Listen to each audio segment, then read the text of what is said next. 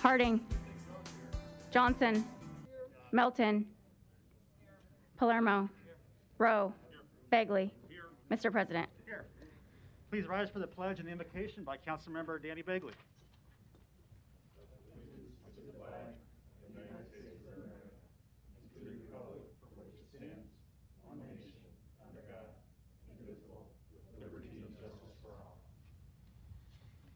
Good afternoon. Please be seated, everybody.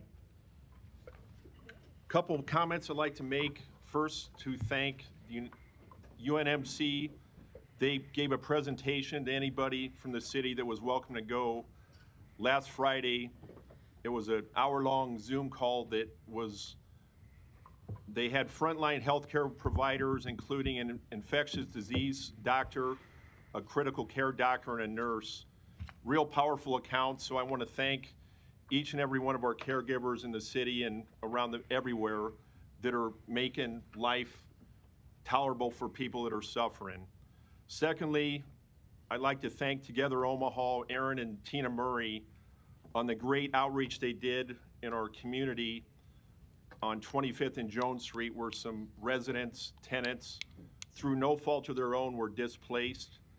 And I really want to thank them, and as well as Omaha Police and Fire that responded to help those people. Thankless jobs they do that help people in our community, especially when it's bitter cold. And finally, I had the great pleasure last Monday with Dr. Thompson at the Holland Center to sit in as a judge for the Living the Dream MLK competition. And Dr. Thompson, as I said in pre-council, those young students from grades 7 through 12, they blew me away in about 3.5 hours of the presentations they gave. So in society today where everybody might be mad at each other, the youth of tomorrow, after sitting through that at the Holland Center, I feel great and I'm always hopeful. So that gave me a great boost in my spirit. And I want to thank Dr. Thompson for the great work you do. And I understand you got an award I won't give away that you're going to present here in a minute. So thank you, everyone. An affidavit of publication is on file for the pre-council and city council meeting, and a current copy of the Open Meeting Act is posted in a white binder on the east wall of the legislative chambers. Good afternoon and welcome to the Omaha City Council. We appreciate having you here and look forward to your testimony on our many items today. I want you to please turn your cell phones off, or at least turn them to vibrate. And we will start with our first presentation here with, regarding the Martin Luther King Jr. High School Awards. I believe Dr. Thompson is here to make that presentation. The floor is yours.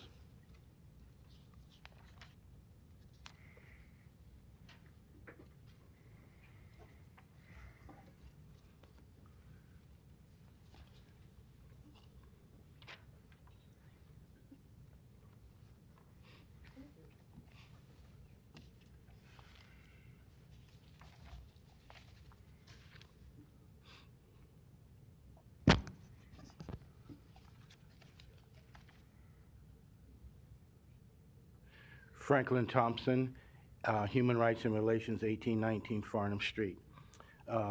We believe very strongly that city government should be involved with young people, and up until now, pretty much the only thing that we involve ourselves with schools is the resource officers. And so I went to the mayor earlier, a couple of years ago, 4 years ago, in fact, and said, is there another way that we can involve kids, and particularly the citizenship education of kids? And so we instituted the Martin Luther King Living the Dream Award, in which young people then have to come out on Martin Luther King Day and express how they are living the dream.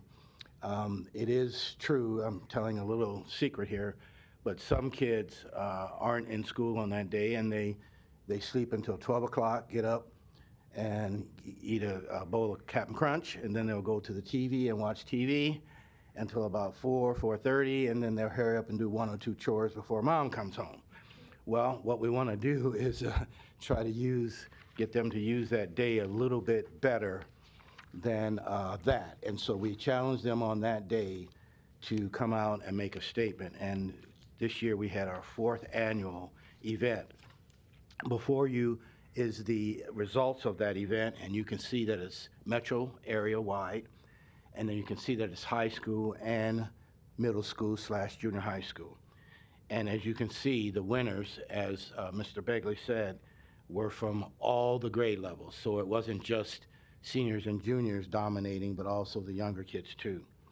At the very bottom, you see that the mayor gives a medallion, honor roll medallion, and that's for the one student who most likely approximates Martin Luther King's dream. And it's no secret that as the ages go on, that the whole idea of social justice, civil rights, equity, it becomes enlarged. The definition gets larger and larger and larger. And so, but we always want to stay pure to Martin Luther King's original dream, which is that people living together. And so the mayor's honor roll medallion went to a Bryan High student by the name of Michael Thomas. Is Michael here today, or are any of the Bryan people here today? Come on up, please. Sit on the front row.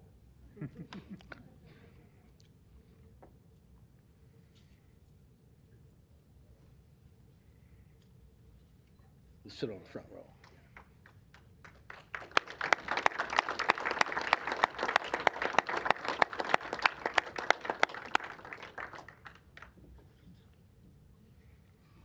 So if Michael can just stand up.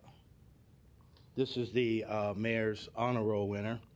And then we also have what we call a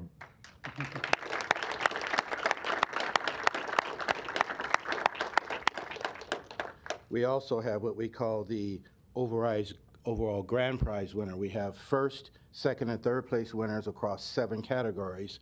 But then out of all of those winners, out of those 21 winners, we also have one person who exemplifies as the grand prize winner, and that person is Mr. Don Hannon. Don, would you stand up?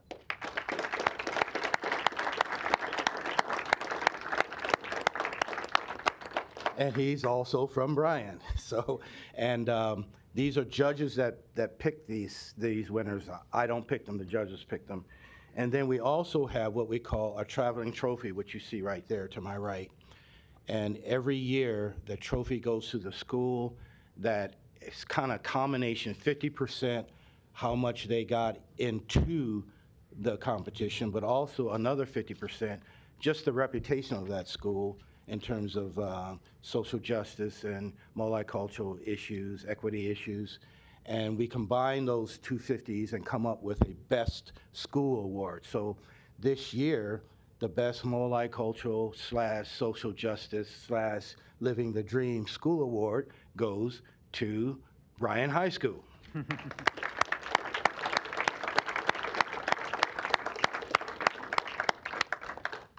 You know that like anything in life, there's always the sexy favorite choice, and then there's the choice where sort of like the dark horse. And I'd like to see Bryan recognize a whole lot more, but it's not because I don't think they're under-recognized, but they actually have, if you go to their school, you will see every race under the sun goes to that school, first of all. And they have a great program, not only for white, black, red, and brown people, but also for refugees. They have a principal who, he's not black, but he does act like a soul brother sometimes. And he cares about the social justice message and making sure that everybody is cared for. So in my mind, Bryan High is the perfect hidden gem of OPS, of all the schools. And so I would like the principal to come forward. And then also the lead teacher that helped these kids get ready, I'd like for him to come forward too. I'd like for them to introduce themselves. Good afternoon. Ronnie Ortega, proud principal of Bryan High School. Thank you for this recognition. Dr. Thompson, we are honored to be here with all of you today, and I'm just proud of the remarkable things our students do every single day. Mr. Clausen is our fantastic social studies teacher who helped prepare our students, and I'll have him say a few words. Thank you. Yeah, hi, I'm Nick Clausen. I teach history at Bryan High School. I'm very proud of the work that the kids did. This is their talent and their labor, that they put in the hard hours of repetition to make sure that they got their performances down right. And I'm incredibly honored to be here, and I love seeing the fruits of their labor right here. Thank you.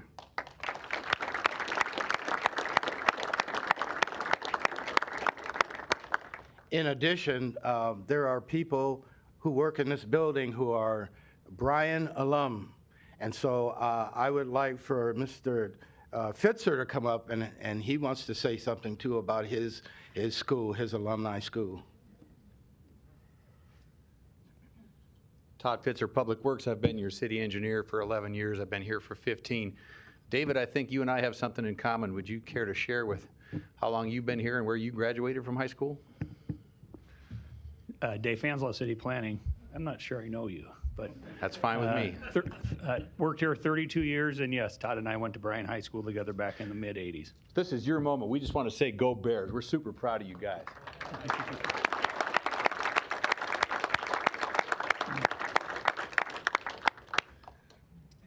The first year, this distinguished award went to Central High School. The second year, it went to Omaha Northwest. Third year, it went to Omaha North. This year, the final three finalists were Westside Middle School. Yes, a suburban school can qualify for this. And then also Bryan, and then Central again. And Bryan beat those out, and I'd like to go ahead and present that to Mr. Ortega.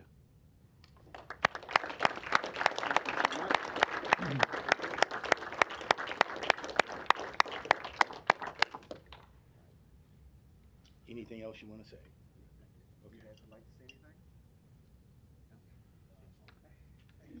Again, we want to thank young people for getting involved.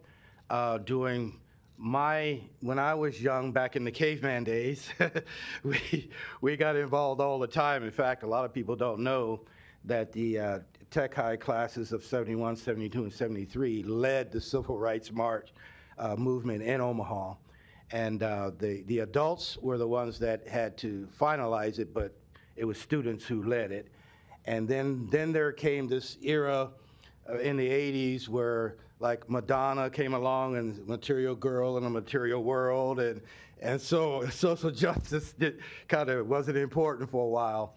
But ever since the Black Lives Matter and all of the other movements, things that happen in town, things that happen nationwide, George Floyd, et cetera, young people have taken their step up to the microphone, and they're delivering again, and once again, young people are speaking, and I think that's a good thing. Let's give these young people one more hand.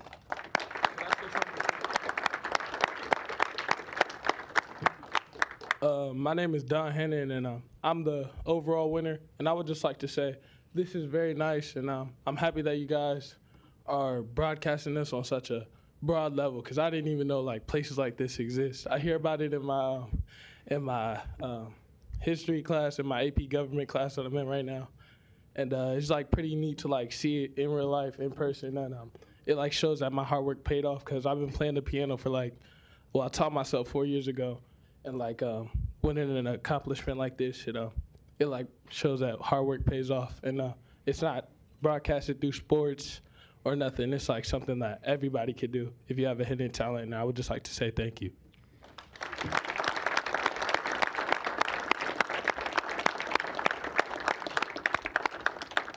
Well, on behalf of the City Council, I want to say thank you as well, Dr. Thompson, for this event you put on every year. I do think and agree it's very important.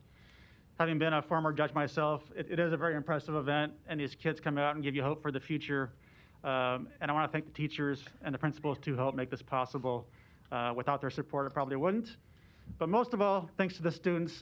You all are very impressive. We're impressed with you and happy to have you here today, and pleased that you're here and also interested in local government. Thank you.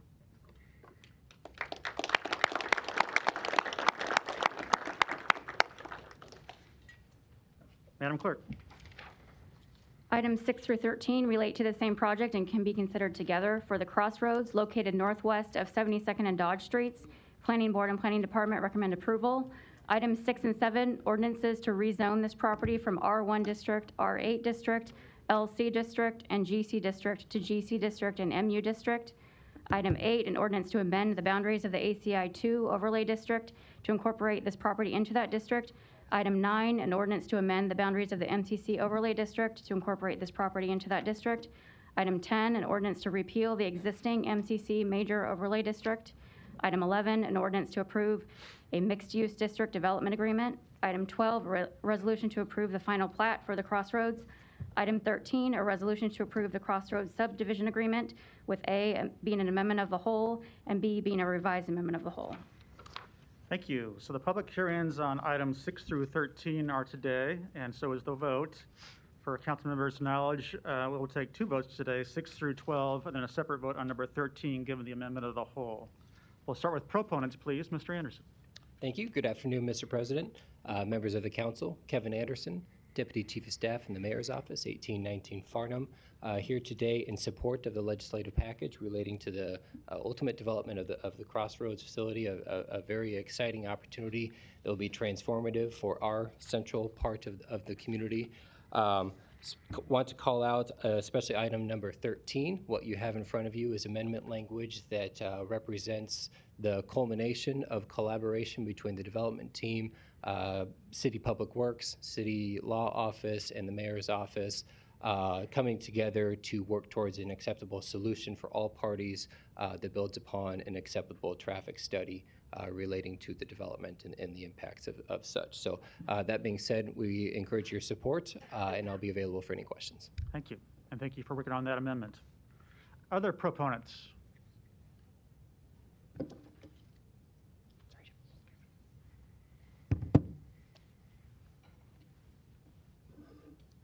Good afternoon, Mr. President, council members. Jim Bouger, 10250 Regency Circle.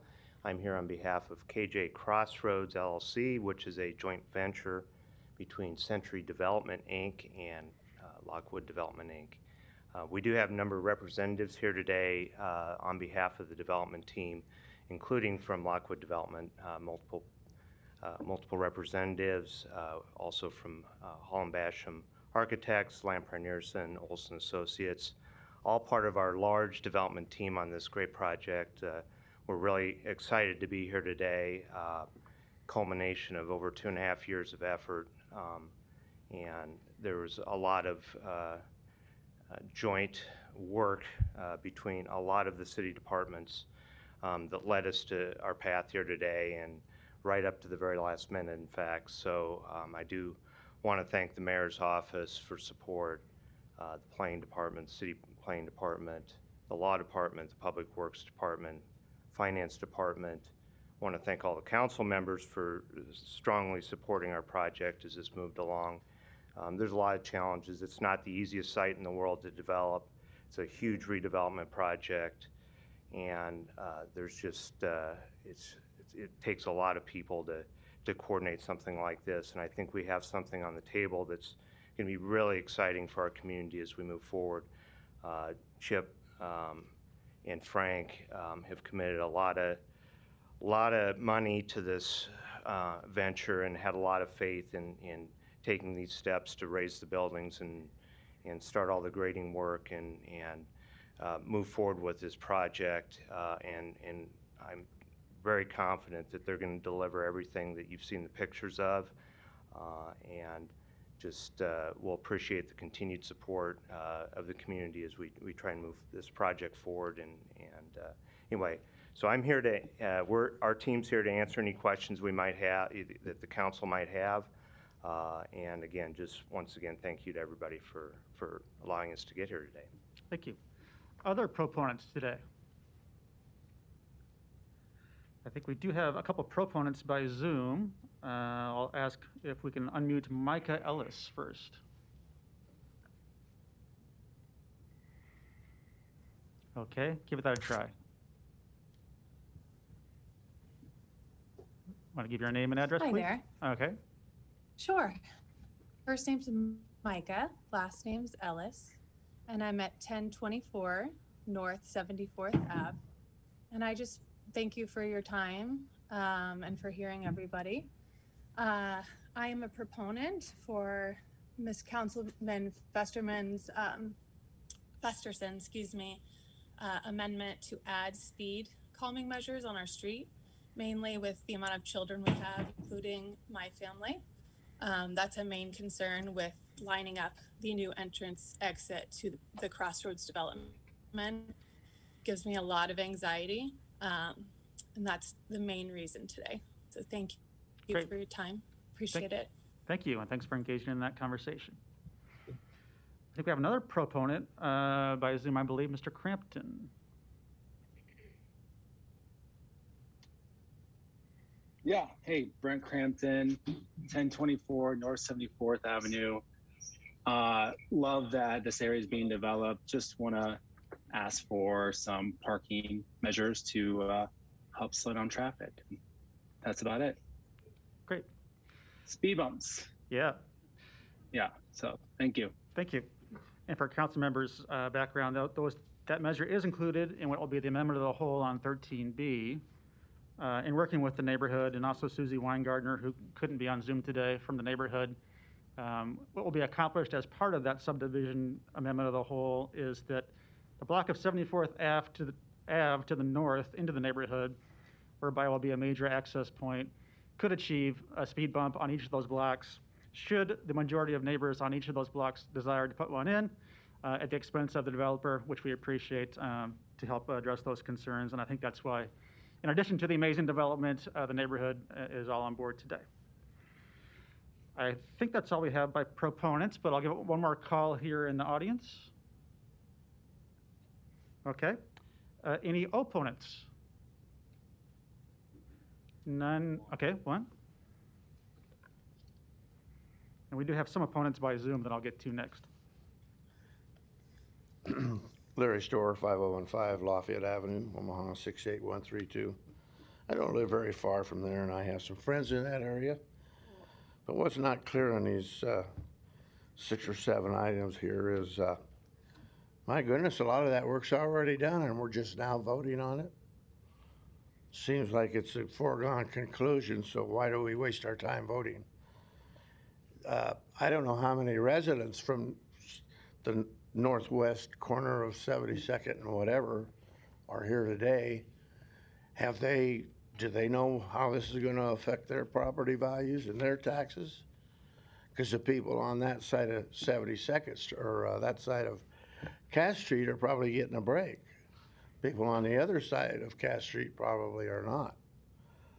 So, you know, just a little more transparency in these items that, why are we voting on it now if everything's already decided? Thank you. Thank you. Any other opponents in the audience? Seeing none, we do have 2 opponents by Zoom. I'm not sure who wants to start first. Maybe Mr. Ferguson?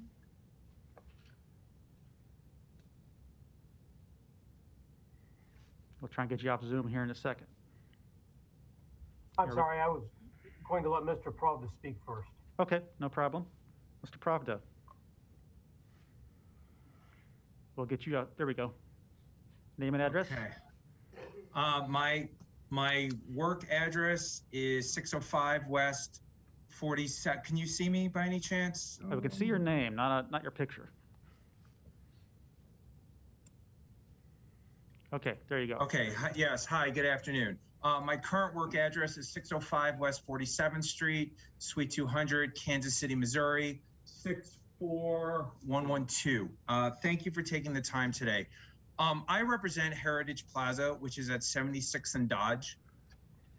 We are against this project currently right now because of the information that is out there that our organization has not been able to digest and process. Currently, Lockwood butts up against our property at 76th and Dodge and Heritage, and the work that they have done currently has sustained us massive financial casualties upward of the $600,000 mark. Lockwood, I understand this is a very big project for the company, for the organization and the community, but being good neighbors is also part of this that we're trying to be. And we're just trying to understand the future development and I would say knowledge what would happen to this project if we were to go forward without us, knowing more about it. We're asking for a 60-day stay to review the information. We've had a chance to look at all the documents on the websites, and it's vast, enormous. And our engineering department and construction department has not had the opportunity to go through to see the effect that it'll cause with rain runoff water, ADA compliance, surveys, and things of that nature.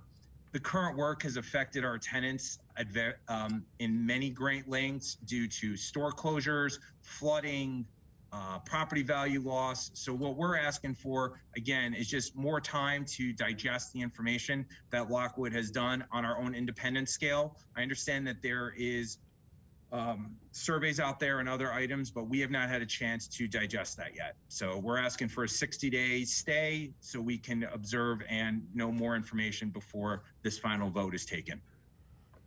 Thank you. Mr. Ferguson, did you also want to speak?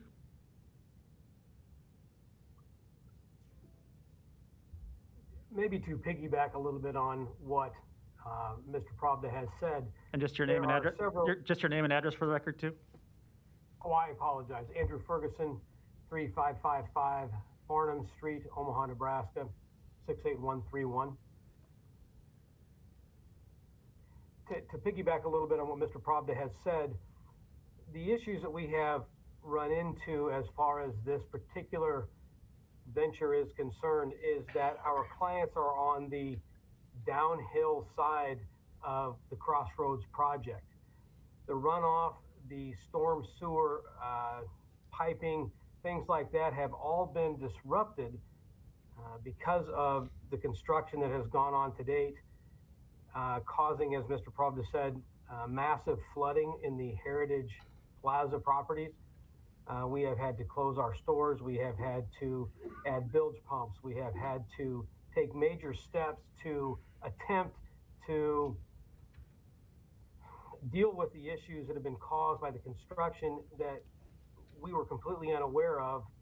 And now it's my understanding in looking at what is on the agenda, there are going to be more construction issues, more layover issues. We simply need more time. We need more time to be able to get our own survey crews, our own construction crews, our own engineers in to take a look at the issues that have transpired. And we're simply asking, as Mr. Pravda said, for an additional 60-day time frame. I don't know that that's too much to ask given the fact that this project has been underway for 2.5, 3 years now. I don't think 60 days is going to make that much difference. Thank you, and I appreciate your time. Thank you. I will close the public hearing now. Mr. Harding, you're recognized. Thank you, Mr. President. I'm obviously have been supportive of this project as it's gone through the various phases of approval through planning board and city council, and now really we're on final approach for this. So I too wanted to thank the mayor's office, public works, planning, law, finance, and especially to the development team who is really taking a risk on renovating or redeveloping what's may not be geographically the center of Omaha, but kind of a notion of the center of Omaha, that being 72nd and Dodge. So that I'll be making a motion to approve 6 through 12, but also and 13B. But the main difference, just for the record, between A, the amendment of the whole, and A, and the amendment of the whole B, is in addition to the traffic calming issues that have been previously brought up, there's an acknowledgement and approval of the traffic study that details the requirements that are to be made as well too. So again, the collaborative effort, the willingness to work together, I think is after a long time is the reason we're here today, and I want to thank all those parties for doing so. So with that, I'll move, I'll initially move approval of 6 through 12. Second. Thank you. And I would add my support for this as well. This has been a long time coming. Mr. Boucher said they've been working on this for 2.5 years. One might argue we've been working on this for 20 years. Sure feels that way to me. And I'm really excited to see this move forward and finally get this redeveloped, not just for the neighborhood, but the entire city, a major commercial property in our city that can be once again restored to what has been traditionally the heartbeat of our city. We have talked a lot about all these details.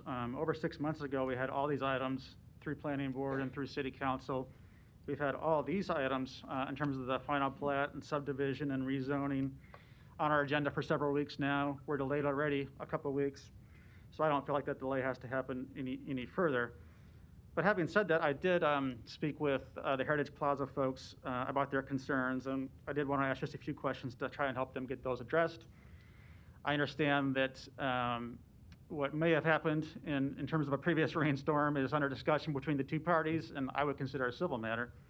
But as to the questions about runoff and ADA access and all those things going forward, once construction is underway and complete, I think those answers are within these documents, but I did want to give Mr. Fanslaw and maybe Mr. Stubitz a chance to address those items, because I presume that's something, like with all developments, your departments did review with a lot of energy and a lot of analysis.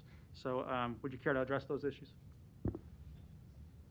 Dave Fanslow, City Planning, are you specifically asking about the Heritage Plaza issues? Yes, the development issues, what's before us today and what is included in these items in terms of the subdivision, the replat, and the rezoning, and your analysis of them, including ADA issues and any runoff issues you have observed.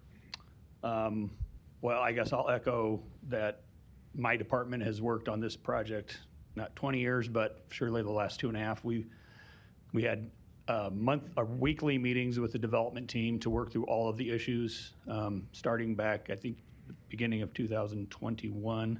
So we met on this project probably more than we have any other development project, just because of the scope and the importance of it. ADA issues will be handled per code, and I was copied in on an email, I believe, the week I was out of town, dealing with the private storm sewers that are connecting those two properties. And I think I'd probably defer to Bob if he has any information on that. Okay, thank you. Mr. Stubbe? Bob Stubbe, Public Works. So when we talk about stormwater, there's provisions in the code also that require the developer to perform certain things. One is that the code requires that there be no net increase in stormwater runoff. Obviously, during construction, there's requirements with regard to, once again, making sure there's no runoff. So measures need to be in place, and that's evaluated by the engineering firm that's involved in the particular project, and they have to inspect that on a regular basis. And then there's also provisions with regard to post-stormwater, post-construction stormwater measures that are also required. Thank you. So I would encourage the Heritage Plaza folks, who I also represent, just to make sure they're in communication with the Public Works Department and the Planning Department on these issues as this moves forward, to make sure that we do have a suitable development that also works for you to the west there. Lastly, Mr. Bouger, if you wouldn't mind, one more question. Go ahead, your name and address. Jim Bouger, 10250 Regency Circle. So there are a lot of items here that keeps the project moving, but there's still more items yet to come back to the City Council at a future date, right? Yeah, so the City Council did previously hear some entitlement matters, including TIF and EEA, and there's a garage component to that. So we still do have some additional work to do. We're working on a redevelopment agreement with the city law department presently to finalize those arrangements. So sometime in the coming months, we will have another public hearing on the redevelopment agreement. Great. And these approvals today will keep you on your time frame, which is? So it is important.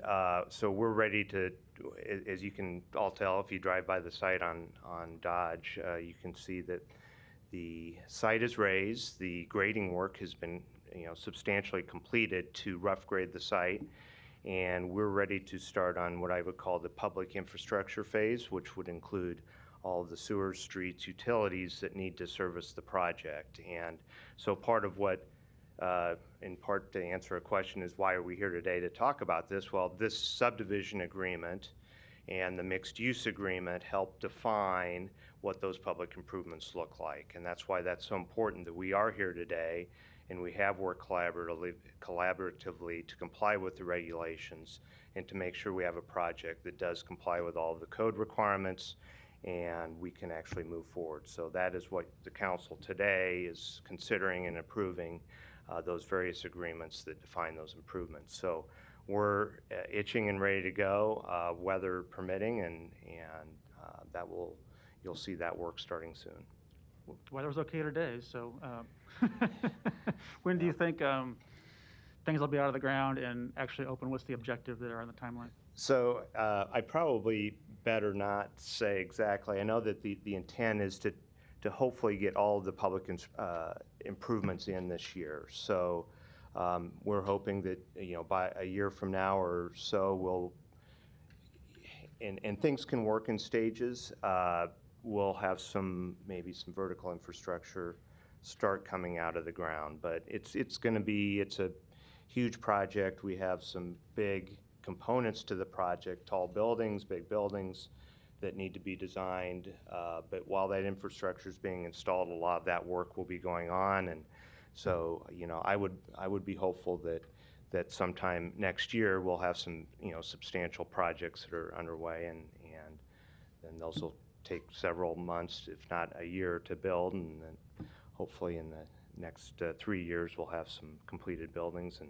And the idea, the concept is this is a type of project that there are going to be multiple components of it that are being constructed at once. So when work starts here, you're going to see a lot of movement in a fast time frame. So it's pretty exciting. It's a lot to juggle for the management team and the development team, but it's exciting too. And there's a lot of interest in this area. It is alluded to. This is kind of the heartbeat of Omaha. It's an iconic intersection, as Mr. James alluded to in the initial public presentation of the project. And there's just a lot of history that's happened at this intersection, and it's really important. And I think we're treating it with that respect. So thank you. Yeah. Thanks for your perseverance with the project, and also want to thank Mr. Krejci and Mr. James for their investment in Omaha. Yeah, and I thank them too for letting me be involved. It's great. It's just a fun project. So this doesn't come along every day, so it's pretty cool. There's a motion and a second on items 6 through 12. Roll call. Harding. Johnson. Melton. Palermo. Rowe. Bagley. Mr. President. Yes. Items 6 through 12 are approved, 7-0. Thank you very much. And Mr. Cusey, thank you for your work yesterday. Appreciate it. Here comes the most important one. Mr. Harding, you're recognized. So now comes the subdivision agreement that was just referenced and the importance of that. And again, one of the things I failed to mention in my comments earlier too was the scope of this project. I mean, this is basically a $550 million, $600 million project for the city of Omaha, which again, the investment at 72nd Dodge is going to be a great economic injection for not only that area, but the surrounding areas and for those that will come in to visit and experience all the activities of Crossroads. So on the subdivision agreement, I'm going to make a motion for amendment of the whole B to be approved. Second. Motion and a second. Roll call. Harding. Yes. Johnson. Melton. Palermo. Rowe. Bagley. Mr. President. Yes. Item 13B is approved, 7-0. Thank you.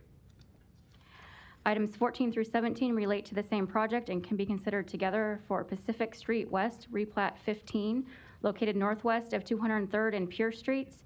Planning Board and Planning Department recommend approval. Items 14 and 15, ordinances to rezone this property from DR District and MU District to DR District and MU District. Item 16, a resolution to approve the final plat for Pacific Street West Replat 15. Item 17, a resolution to approve the Pacific Street West Replat 15 subdivision agreement. Public hearing and votes on numbers 14 through 17 are today. Proponents, please. My name is Kyle Hazy with E&A Consulting Group, 10909 Mill Valley Road, representing the applicant. The project is located at and 4th and Pacific Street. It is pretty simple. It's a lot shift and increasing the lot from 0.7 acres to a full 1 acre and taking that 0.3 acres out of the DR lot adjacent. That'll make myself available for any questions that you may have. Thank you. Any other proponents today? Seeing none, any opponents? Public hearing is closed. Roll call. Harding. Johnson. Melton. Palermo. Rowe. Begley. Mr. President. Yes. Items 14 through 17 are approved 7-0. Items 18 through 21 relate to the same project and can be considered together for The Hill, located northeast of 168th and State Streets. Planning Board and Planning Department recommend approval. Items 18 and 19, ordinances to rezone this property from AG District to DR District and R4 District. Item 20, a resolution to approve The Hill final plat. Item 21, a resolution to approve The Hill subdivision agreement. Public hearing and vote on items 18 through 21 are today. Proponents, please. Yes, Mr. President, members of the council, Larry Jobin, 11440 West Center Road, appearing on behalf of the developer and the development. This is a 171 lot subdivision on the northeast corner of 168th and State Street. We're simply here to answer any questions that you might have regarding this development. Thank you. Thank you. Any other proponents today? Seeing none, any opponents? Public hearing is closed. Roll call. Harding. Johnson. Melton. Palermo. Rowe. Begley. Mr. President. Yes. Items 18 to 21 are approved 7-0. Item 22, a resolution to approve a special use permit to allow daycare services in the R4 Single District located at 4719 O'Hearn Street. Planning Board and Planning Department recommend approval. Public hearing and vote on number 22 is today. Proponents, please. Hello, my name is Lisette Christian, 4719 O'Hearn Street, Omaha, Nebraska, 68117. Just Thank here you. to answer questions. All right, thank you. Any other proponents here today? Seeing none, any opponents? Public hearing is closed. Roll call. Harding. Johnson. Melton. Palermo. Rowe. Begley. Mr. President. Yes. Item 22 is approved 7-0. Item 23, to consider a Class I liquor license for Star Indian Cuisine located at 2429 South 132nd Street. This item was postponed from our January 11th agenda. The public hearing and vote are today. Proponents, please. Your name and address? My name is Rakesh Sahu, and I'm here for the Star Indian Cuisine. The address is 2429 South 132nd Street, Omaha, Nebraska. Zip code is 68144. Thank you. Just here to answer questions, right? Yes. Thanks. Any other proponents? Seeing none, any opponents? Public hearing's closed. Roll call. Thank you. Harding. Johnson. Melton. Palermo. Rowe. Begley. Mr. President. Yes. Item 23 is approved 7-0. Item 24, to consider a Class D liquor license for Walker's Convenient Mart located at 3932 North 16th Street. A is communications in opposition. This item was also postponed from our January 11th meeting. The public hearing was continued today, and the vote can be today. Proponents, please. Ramar Walker, 3932 North 16th Street is the address of the location. Thank you. My home address is 5715 North 30th Street, and I'm here to answer any questions on behalf of Walker's Convenient Mart. Thank you. Nice to have you here in person. Any other proponents today?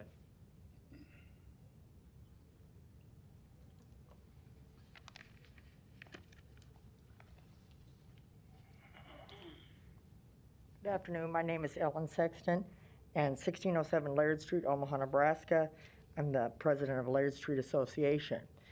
Previously, I had written a letter opposing a liquor license in our area, and the reason being, we had previous problems with the tenant in that building. I'm here to support Mr. Walker today. I did not know that Mr. Walker owned the property now, and my concern was that it used to be a motorcycle club, and we had a lot of problems with after-hour parties trash, noise, disturbances, and things of that nature. After your hearing, I couldn't make the last council meeting due to a personal matter. After the last meeting and he got the continuance, I was very impressed that Mr. Walker reached out to our neighborhood association and to other opponents, Ms. Weston, and spoke to us at length. Also, the church that's in our area, that's right around the corner. I previously worked with the former pastor, Pastor Ashley, and I do not know the present pastor, to take care of nuisances in our neighborhood. I've lived there 22 years in this neighborhood. Mr. Walker came and presented his plans to us, and he's done great improvements to the building. And this isn't just some pop-up store. He's making a big personal investment in the area. Traditionally, we are underserved areas in transportation, services, and different types of things. We have a very diverse neighborhood that's changed over the last 10 years, and we have every race that you can think of in the neighborhood. And a lot of people don't have transportation, so they have to walk to their nearest convenience store, which is 1.5 miles to 2 miles away, any convenience store that we have locally. He is making this a premier building. He's very similar to a Casey's, and he's making a great personal investment. And he explained to us the reason that he wanted the liquor license is because so he could be competitive, and liquor is legal. And it's a personal choice to misuse it, but I feel like he's being a really responsible business owner, reaching out, giving us his plans, keeping hours that are very early hours, and liquor isn't his primary objective to sell. He's using it for a competitive edge. So if somebody in our neighborhood wanted a beer after work or whatever, the wife wanted some eggs, the kid wanted a slushie, they can go right there. It's right there for them. If you didn't have the service of possibly the liquor, they'll not make any purchase and go to the next store down the street. So to keep him competitive and have a black-owned business in our area, as well as he's always lived in our areas, and he can relate to the kids, and he works with the kids, and it shows them that hard work is possible and being involved in your community.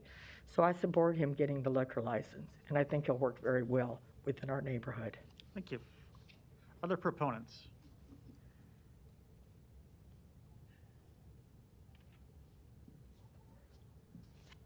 Cheryl Weston, 1811 Emmett Street, and I'm here to support Mr. Walker and pretty much ditto everything that Ms. Sexton said. And I have sent you a letter detailing that. And I think that this is an opportunity, and I just want to put a little tidbit in is, I hope the TV people get this right this time. We were not opposed to businesses coming about in our neighborhood. We were opposed to more liquor establishments. And as Ms. Sexton says, after talking with Mr. Walker, that's not his primary option. That's not his primary business. This is going to be a family-owned business, minority-owned, and hopefully maybe it'll just be the start of what's going to take place along that area. So I hope that you will consider and vote unanimously to support him and give him this Class D liquor license. Everybody deserves an opportunity. So if you vote yes, you're giving him that opportunity. If he screws it up, then it's on him. But don't let this be on you. Give him this opportunity to have this business, and as she said, his plans look good, and it's an investment. It's not putting $4 or $5 into something to dress it up to get in, and not, he's putting a substantial amount of his own money into this. So again, I'm supporting Mr. Walker, and I really do feel and believe, and I hope you don't make us wrong in this support.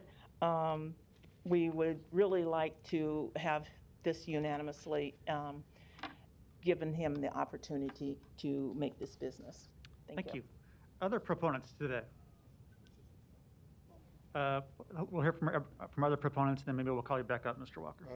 I'm Jalen Ashley, 3420 Manderson Street. I am one of Most Moves employees. I've been working with him as well as taking his councilmanship for a very long time. He bought bringing the studio to my, taking the studio and turning it into a convenience mart to my attention.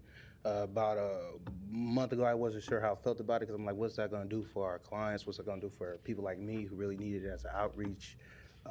But after listening to what he had to say and listening to the ladies that spoke up, it's really prevalent what he's doing here. He's being a real motivational factor for the people that we do work for. And we do a lot of good deeds and services for these young men that we record and do music for. And I just feel like after seeing how big of a move he's trying to do for our community, they're gonna be really, really inspired to become more and become something greater than just a rap artist or a studio recording artist. Maybe they want to be a business owner. So I feel like what he's doing is he's showing the work and letting it speak for himself. So thank you. Thank you. Any other proponents today?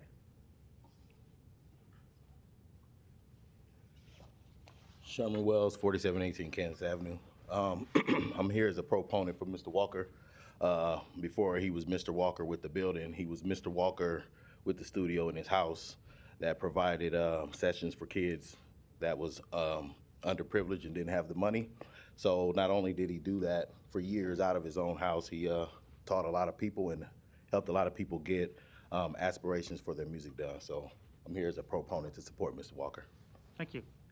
Other proponents today? I'll call you back up here in a minute. Mr. Walker, I'm going to get through the public hearing. Are there any opponents?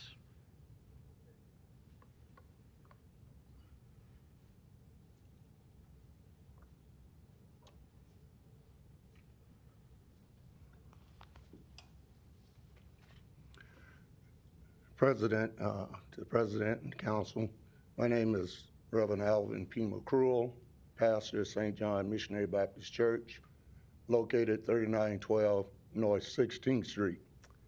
And I stand before the council to say to the council, while we support business and industry, and we support Mr. Walker having a convenience store, we most firmly oppose the liquor license. We firmly oppose the liquor license because we know the effect that liquor can have upon a person. I know Mr. Walker personally. I know him to be a good neighbor. My concern is not with Mr. Walker in the convenience store. My concern is with persons who will come in and purchase alcohol at the liquor store and what those persons choose to do after they purchase the liquor or alcoholic beverages. Because we have, since we are next door to the place where he's talking about putting the convenience store, excuse me, we have had to go out and police the yard on a regular basis because of liquor bottles, beer cans, wine bottles being in the church yard and on the grounds. My concern is not with Mr. Walker, it's with others who might be drawing in, who will be doing this to the church that's next door. In years gone by, there used to be respect for God, respect for God's house. Persons would come down the street drunk and be staggering, and when they got close to the church, would go over to the other side of the street, go past the church, and come back on the side where the church is. Nowadays, we have people who will take their liquor, whiskey, whatever, and sit on the church steps and drink it and leave their empty containers there. So our concern is not with Mr. Walker. It's with persons who will be consuming what he is selling. We are trying to minister to people who have addictions, and alcohol is one of those addictions. So for us, it is not beneficial to have where persons can receive alcohol that close to where we're trying to minister to people who have addictions. We're trying to minister to people who have alcohol addiction, drug addictions, any kind of addiction that is bringing them down as a individual and which is causing undue problems or stress and strain on their family. So again, I would like to restate our opposition to the license, and we as a congregation hope you will hear our concern and certainly that you would act according to our wishes. Thank you very much. Thank you. Any other opponents today? Seeing none, public hearings closed. Ms. Johnson, you're recognized. Yes, thank you, Mr. President. Mr. Walker, if you could come forward, please. Hi, thank you. Thank you for a number of things, taking the time to come out today and presenting your case. Also, I'd like to thank you for taking phone calls from me as we talked throughout the week concerning this liquor license. Also like to thank Ms. Weston and Ms. Sexton, talk to you guys as well, and again for you coming along with Sherman Wells coming forth to support this initiative. Mr. Alvin, the Reverend, we do want to take some considerations for some of the things that he spoke of regarding the bottles. Would you like to shed some light on that conversation?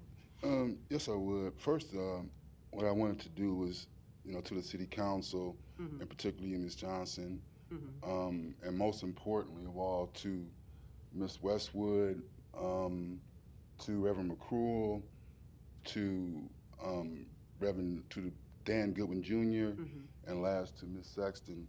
I really appreciate you presenting me with the opportunity to speak to everyone.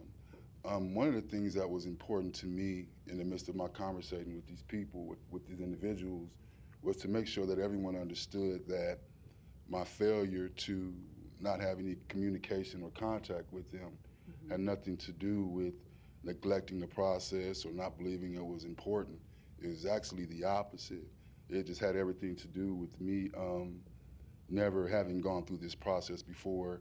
I spoke to someone earlier and I mentioned to him that I chose to do so without counsel, without any representation. I am a probation parole officer. I have some familiarity with the system, but I really want to do this on my own to learn the process and learn the things that I would go through what I consider negative. So would you consider the bottles in terms of making sure that that's kept up? I guess that's where I was leading. And I wanted to bring that, I wanted to just mention that, I spent a lot of time, first of all, I didn't take your direction for granted. And we had the hearing on Tuesday, and as all of them can attest to, Wednesday morning, 8 o'clock, I was on the phone.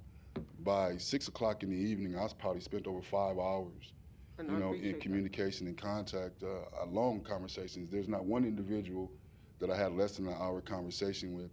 My intention was not at all to address the liquor license. And they can all tell you that in over 5 hours of communication, that might have been touched on 5 minutes because that was not relevant for me. What was most important was those individuals that don't know me or that didn't know me. It was imperative for me that they understood what I stand for, understand my character, and most importantly, that they understood what is important to me. One of the other things that was extremely important to establish was the timeline. And I was able to do that fairly quickly. With all due respect, I know Reverend McCruel personally. When I called him, he answered the phone. Brother Ramar Walker, how you doing? How can I help you? Right, thank you for all of that. But I would say that one of the things I was able to establish was that I was not responsible for the debris, the trash, the bottles. It never has occurred on my watch. In fact, even without me doing any type of events, I've always made sure that the immediate neighborhood was clean. Doesn't do me any good to have a clean property and something next to me was an issue. So between what I've done previously and what I will continue to do in the future is I will always look out for the church. I've also made certain other plans as far as how I'm going to do this, you know, as far as operating the store. I mentioned the hours of operation to include I would not sell alcohol before 12 o'clock on Sundays, although we would be open at 8 a.m. Now, these are things that I took into consideration before I even started this process. So I hear those concerns. I'm not responsible for them, but I also know that for sure that he wouldn't have to worry about that. And he doesn't have to worry about it now because I would definitely be participating in making sure that my neighborhood is clean. Thank you for all of that. So at this time, I'm going to go ahead and move that we accept this. I'm going to make a motion that we grant the approval of this liquor license. Second. Thank you.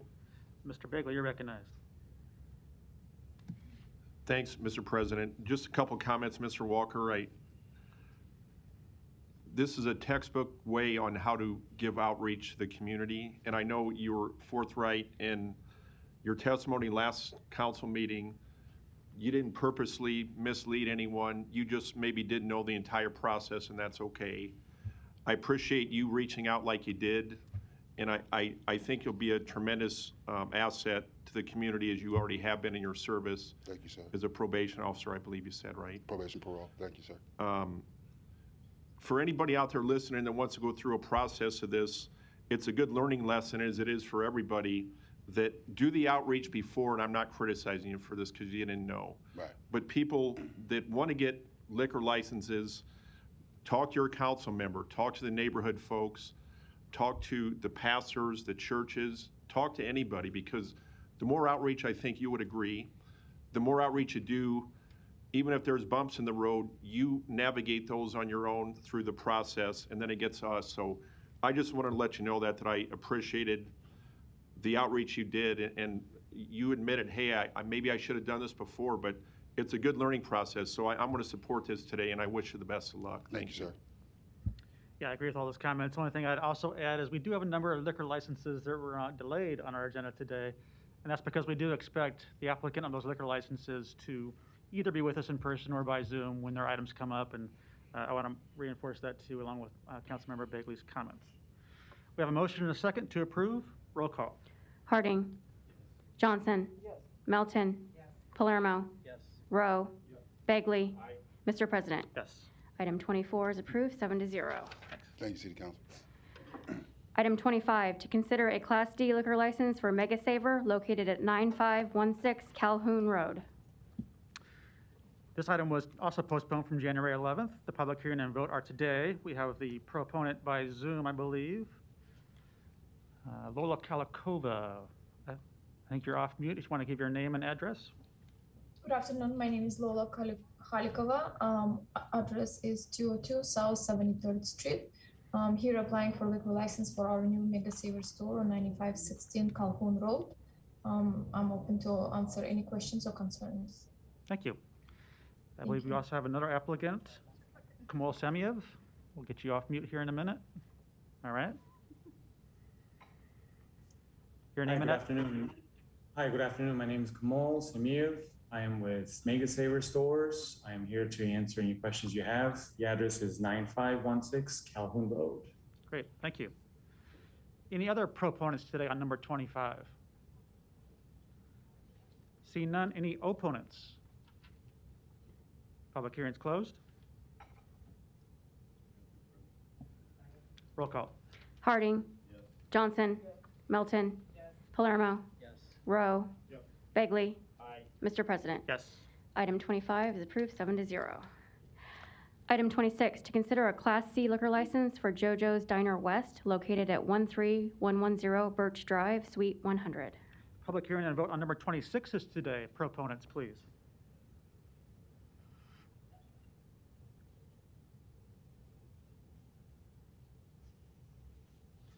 Hello, my name is Alex Mullen. I am the operations manager for the JoJo's Diner. My address is 4549 Seward Street, Omaha, Nebraska. Great, thank you. Yep. Any other proponents today? Seeing none, any opponents? Public hearing's closed. Roll call. Harding. Johnson. Melton. Palermo. Rowe. Bagley. Mr. President. Yes. Item 26 is approved, 7-0. Item 27, to consider a Class C liquor license for L Street Lounge located at 4727 South 96th Street. Public hearing and vote on number 27 is today. Proponents, please. Hi, Caitlin Munson, 4727 South 96th Street, Omaha, Nebraska 68127.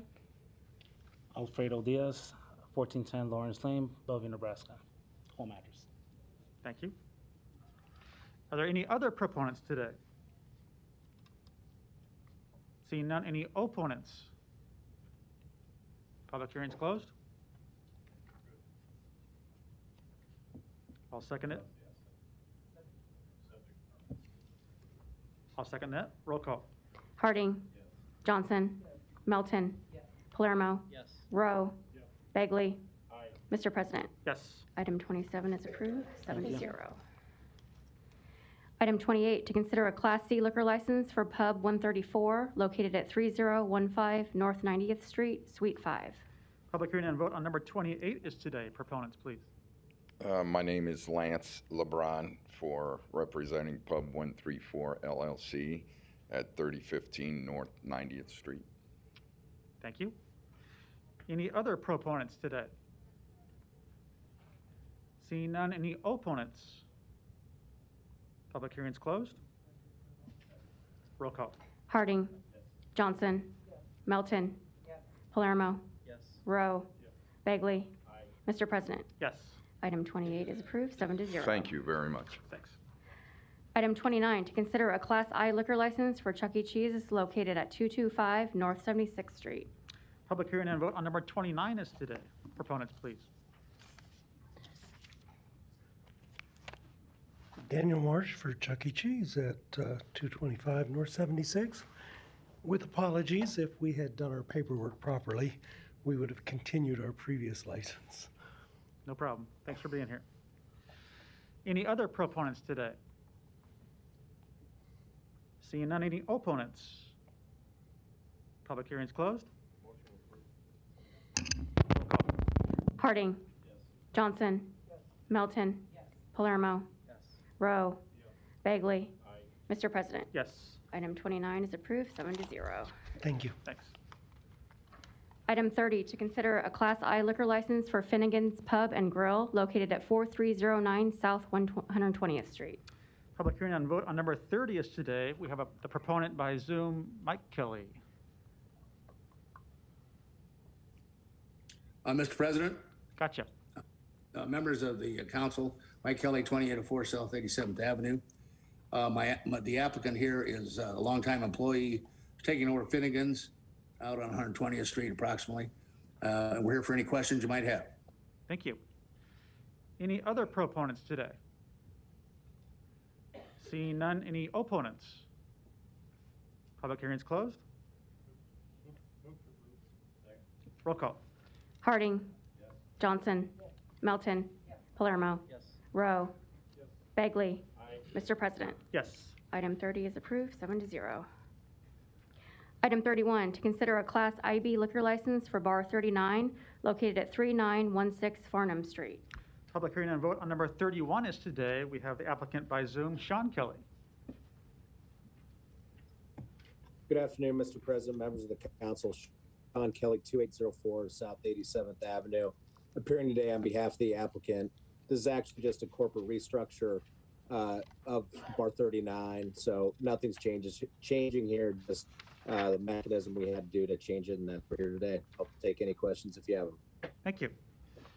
Any other proponents today? Seeing none, any opponents? Public hearing is closed. Roll call. Harding. Johnson. Melton. Palermo. Rowe. Bagley. Mr. President. Yes. Item 31 is approved, 7-0. Consent agenda. Any member of the City Council may cause any item placed on the consent agenda to be removed. Items removed from the consent agenda shall be taken up by the City Council immediately following the consent agenda in the order in which they were removed, unless otherwise provided by the City Council Rules of Order. We've had a request from Councilman Rowe to remove number 33. So first we'll take number 32, 34 through 43, and those public hearings were held on January 11th.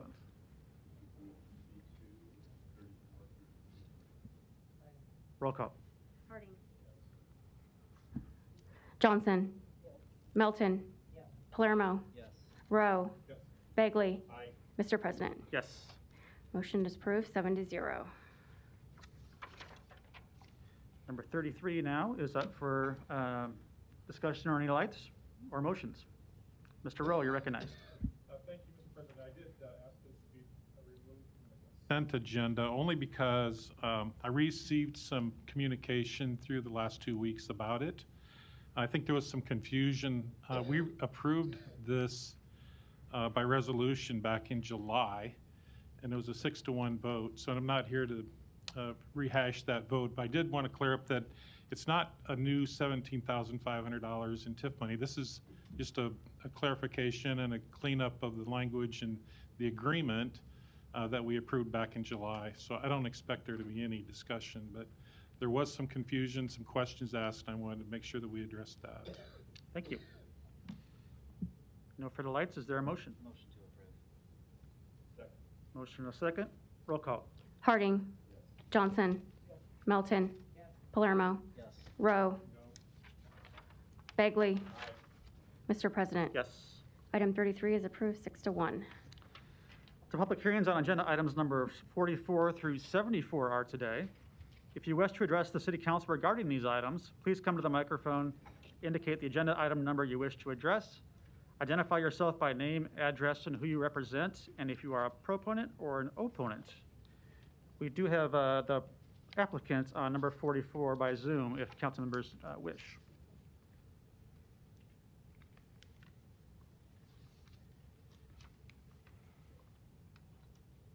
All right, I don't see any proponents or opponents on these items. Council members? Public hearing is closed. Roll call. Harding. Johnson. Melton. Palermo. Rowe. Bagley. Mr. President. Yes. Items 44 through 74 approved, 7-0. Item 75, an ordinance to amend Chapter 13, Article 2, Division 2 of the Omaha Municipal Code entitled Human Rights. A is an amendment of the whole requested by the Law Department. Item number 75 was postponed from our last 2 meetings. The public hearing has been closed. The vote can be today. Mr. Harding, you're recognized. President, Dr. Thompson, may I have you come up, please?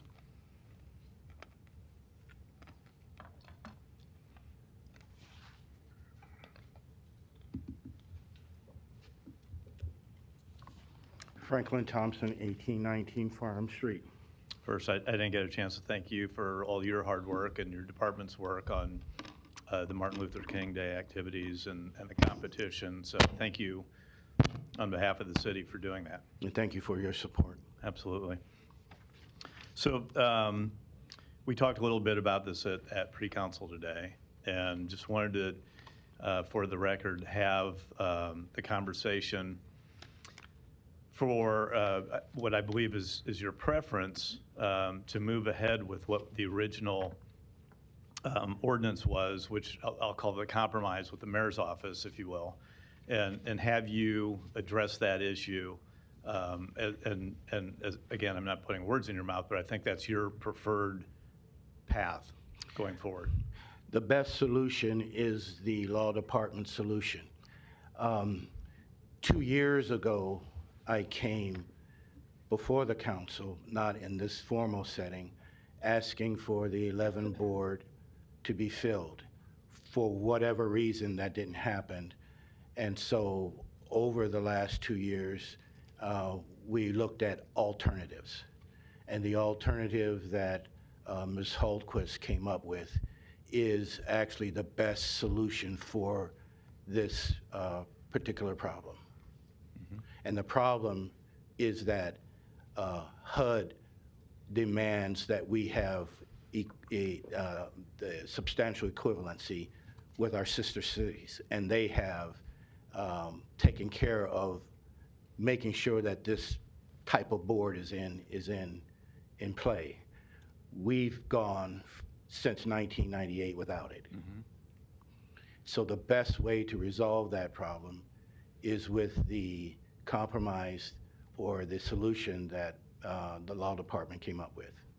And that's what I prefer. Okay. And then And this has been laid over, I think, a couple times, I believe. Yes. And then an amendment of the whole is also on our agenda today, which I think Councilmember Johnson and others have been working on. And again, I think you've identified that it is maybe a solution, but again, probably the solution that you think is probably more preferable and less onerous to work with would be the original proposal. Is that correct? The original proposal is not only better, I think it's superior. Now, does the amendment of the whole solve some of the HUD issues? Yes, it does, and there's a bunch of things that have to happen for that to work. But the reason why the law department's version works the best is because we're asking a group that already meets monthly to then have a second board pulled out of that board. And they are on the ground working in this area all the time. Whereas the original design, which I think is a faulty design, relies on kind of an on-call board. And it may cause confusion to have 11 people on call, and you yourself may get complaints from the person that you nominate. Why did you nominate me on a board that doesn't meet unless the client wants it to meet?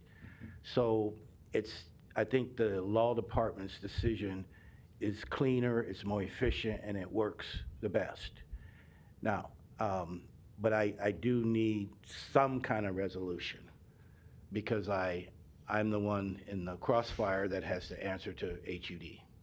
And we don't want you in the crossfire, so I'm sure we'll resolve this today. But so to summarize a little bit what you said too, is that on the board that's with the amendment of the whole, they don't meet on a regular basis. It's a larger board, I believe, correct? It would be 11 members. Yeah. And they only meet when a complainant, sometimes I use the word client, wants to use them. So the majority of our cases, overwhelming majority, I would say 90% of our cases are going to be resolved through court or through mediation. Only once in a blue moon will somebody say, I want to go before an administrative board. And one of the reasons why that happens, and please correct me, Mr. Cusey, if I'm wrong, but one of the reasons why that happens is because the redress that you get going to court is better than what you get from going before an administrative board. So just naturally, people are not going to go before the administrative board. Still, HUD requires it for substantial equivalency ratings. It would seem to me to be a much more efficient process, as you pointed out, with a board that's meeting on a regular schedule and an ability to pull from that board on these matters, and rather than having a board that is called as needed and might not be for months at a time, and therefore maybe not even top of mind for someone on that board who all of a sudden has something else scheduled. It just seems to be a more efficient process with having, as you said, the board from which is in place to pull from, rather than create another board that meets only as needed and might not have maybe as much I'll say experience or education or awareness of the matters at hand. Would that be a fair assessment? I think the main confusion is that there are some people thinking we're going from two boards down to one. Actually, we're going to have two boards. We're just going to create the second board, separate meetings, everything, out of the first board. And I would also like to say that for a very, very long time, the mayor wanted the 11-member board to be filled. but for whatever reason, it didn't get filled. So we still had to do something. And we feel that this something is the best solution, it's the most efficient. Okay. All right, thank you for that clarification. Knowing that and I think the great job you do as director of your department, I'd make a motion to approve the original ordinance that's on our agenda. Second. There's a motion and a second. Ms. Johnson, you're recognized. Yes. I presented to this body the attached ordinance that authorizes the City Human Rights and Relations Board and the Civil Rights Hearing Board to coexist as separate and distinct entities with the separation of duties and responsibilities consistent with the original intent of the ordinance as written, with the proposed revisions as submitted herein.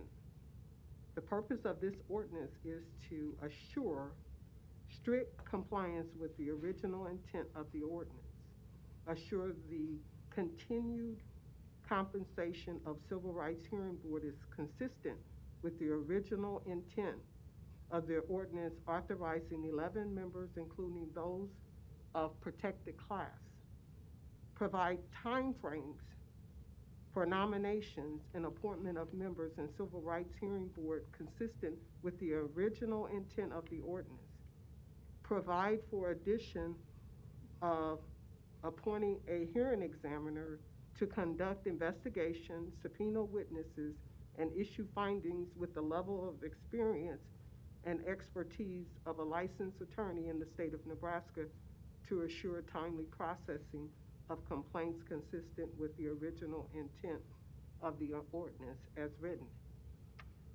While your department does an outstanding job, what I'm afraid and what citizens in Omaha are concerned about is the fact that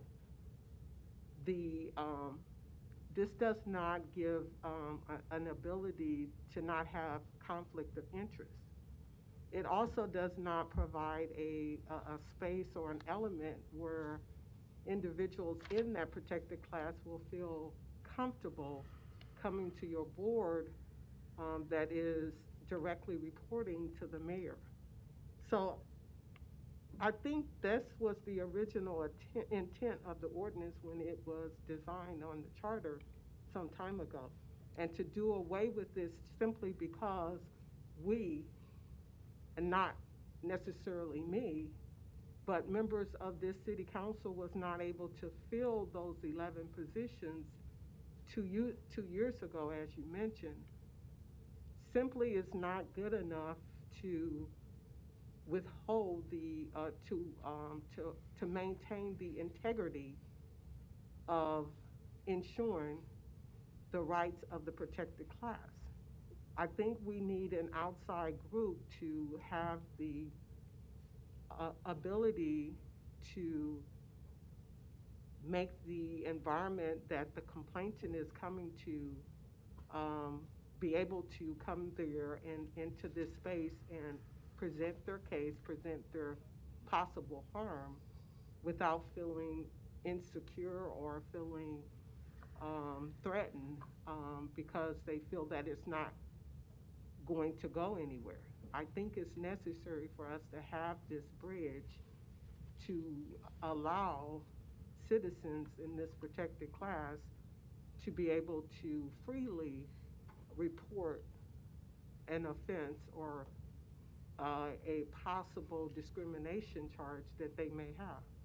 So for that reason, that's why I made this recommendation. Not only, I believe that it's been 2 years. Today is a different day. We have individuals in the community that want to be active participants to helping and be a part of the political process. They're willing to do that. I believe that we can't look at the fact that we weren't able to fill this position 2 years ago, 11 members. We have to look at today's day and time. That ability is there. That's opportunities. So for that reason, I stand for proposal that I put forth to this ordinance. I can't speak 100% for HUD, but I have to be honest and say that either one fulfills the HUD requirement. The larger board, they might be skeptical that we can do it because we haven't done it for 22 plus years. So when they looked at the compromise, they signed off on the compromise because they know we could get that done. I'm not 100% sure that they think we can get an 11-member board done. Having said that, though, it is either way would satisfy HUD. If you're asking for my professional opinion, the best way to go is the compromise that the law department came up with. And I would like to use my 16 years on the council and my 44 years in working in the area of human rights as backing up for making that recommendation. But I am here to do whatever the council feels is necessary, and it's in your court. I believe my recommendation is the best, but I will honor whatever the council comes up with. Mr. Bakley, you're recognized. Thanks, Mr. President. I just wanted, again, Dr. Thompson, I appreciate your work that you put into this and the time. And there's been a lot of effort from law and others and speaking to colleagues on this. So I just wanted to put that on the record that I do appreciate the outreach you've given and the work you've put into this. Thanks. Thank you. Mr. Palermo, you're recognized. Thank you, Mr. President. Sorry, Dr. Thompson, let me get back to this one part. So I want to thank Councilmember Johnson for thinking of a different way to go about this board that is needed, right? Whether you have two boards that have similar people making different decisions or not, but all along my main problem with this has been 11. Because if you've heard me speak about other boards that are important to this city as well, people aren't showing up to them. Appointments that are being made, they're not there, and it affects us. Things are referred to us with approval or denials based on board members being placed in these important spots. But there's two ways this is going to go. This is going to keep dragging on, regardless of which part we vote on, because let me ask the city attorney, if I could, a question. Matt Kuzi, City Attorney. So with this ordinance change, obviously requested through law, if we only have 4 votes, is this something the mayor could veto? Question mark. 4 votes for the ordinance? Yes. Of course. Okay. I mean, I knew the answer. Okay. But I wanted people to hear that if we only have 4 votes, we're back to square one. You're back in front of us because we will have to have this again.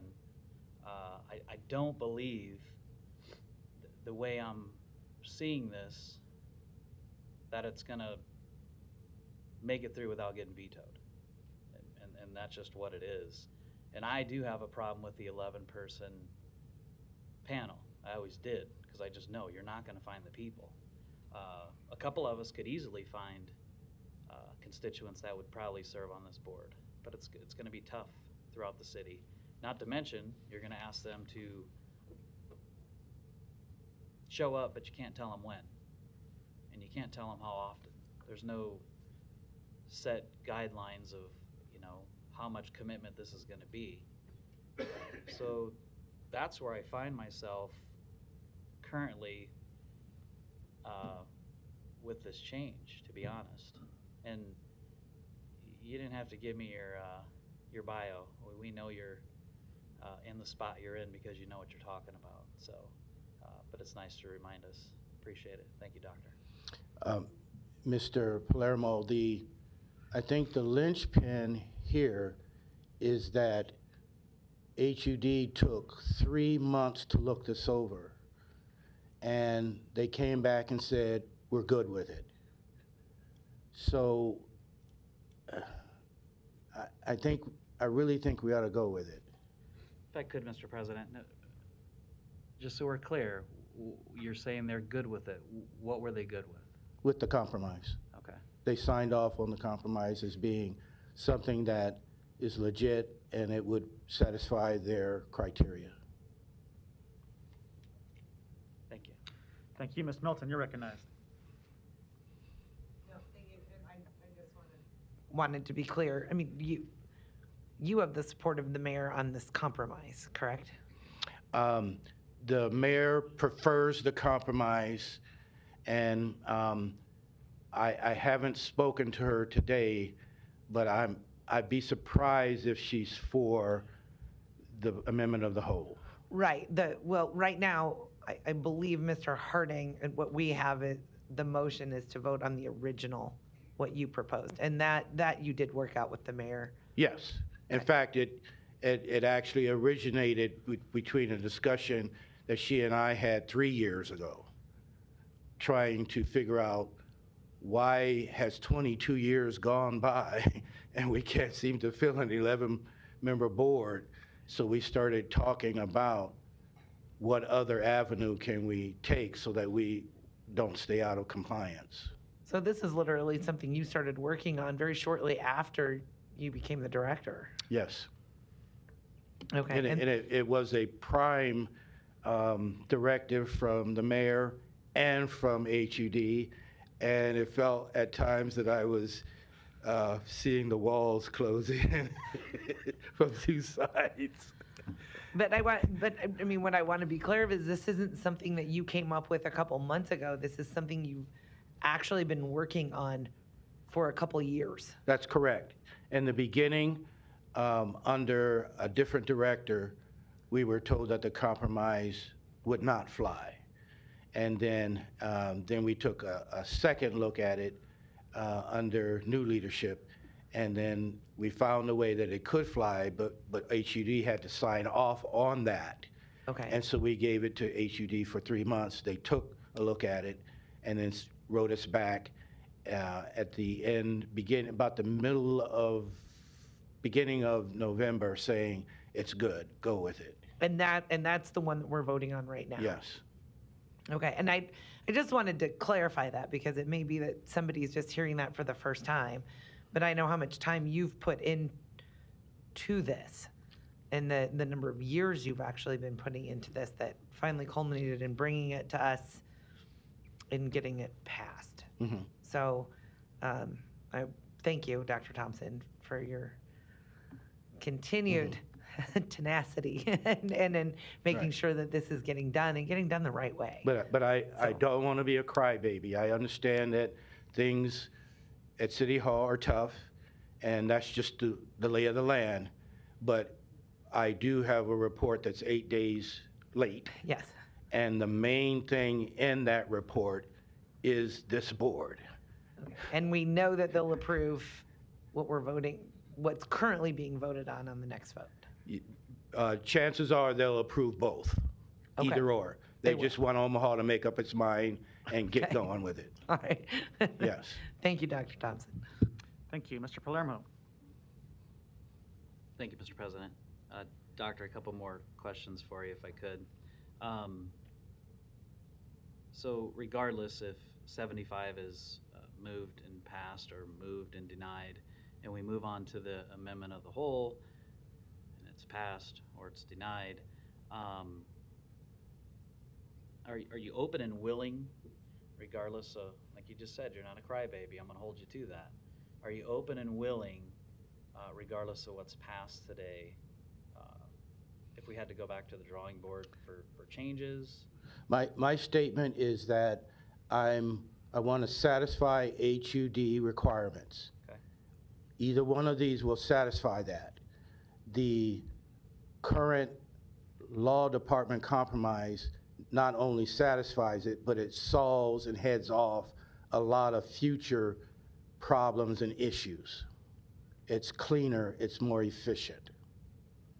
Okay, and the original ordinance that we have in front of us, 75, that was moved, Yes. has how many people? It would be a board of 3. Okay. And at the last meeting, I thought we were heading a little different route. I thought the amendment was going to be to change the 3 to 5, but somehow that didn't materialize. But that's what I thought we were doing. And these appointments, I assume, obviously will be vetted. They'll come from a list. How many people do you have prepared? It would be, it's the board, the HRR board is 9 people. And then from that 9, 3 or whatever number you decide will be pulled out of that on-call emergency, and they will sit as a separate board with an adjudicator. And the adjudicator does all of the work and then turns it over to that board and says, this is what I feel this complainant, this client, I call them clients, deserves to get. And then the board agrees or disagrees with the adjudicator. So the 9-person board currently, give me the numbers of the last time they were together and how many people showed up. They're there every month. Okay. It's a 5-member board, and the other 4 members of the board, new members, have been pushed through Mr. Warren to complete the board. Okay, out of them 5 last month that met, Yes. how many were there?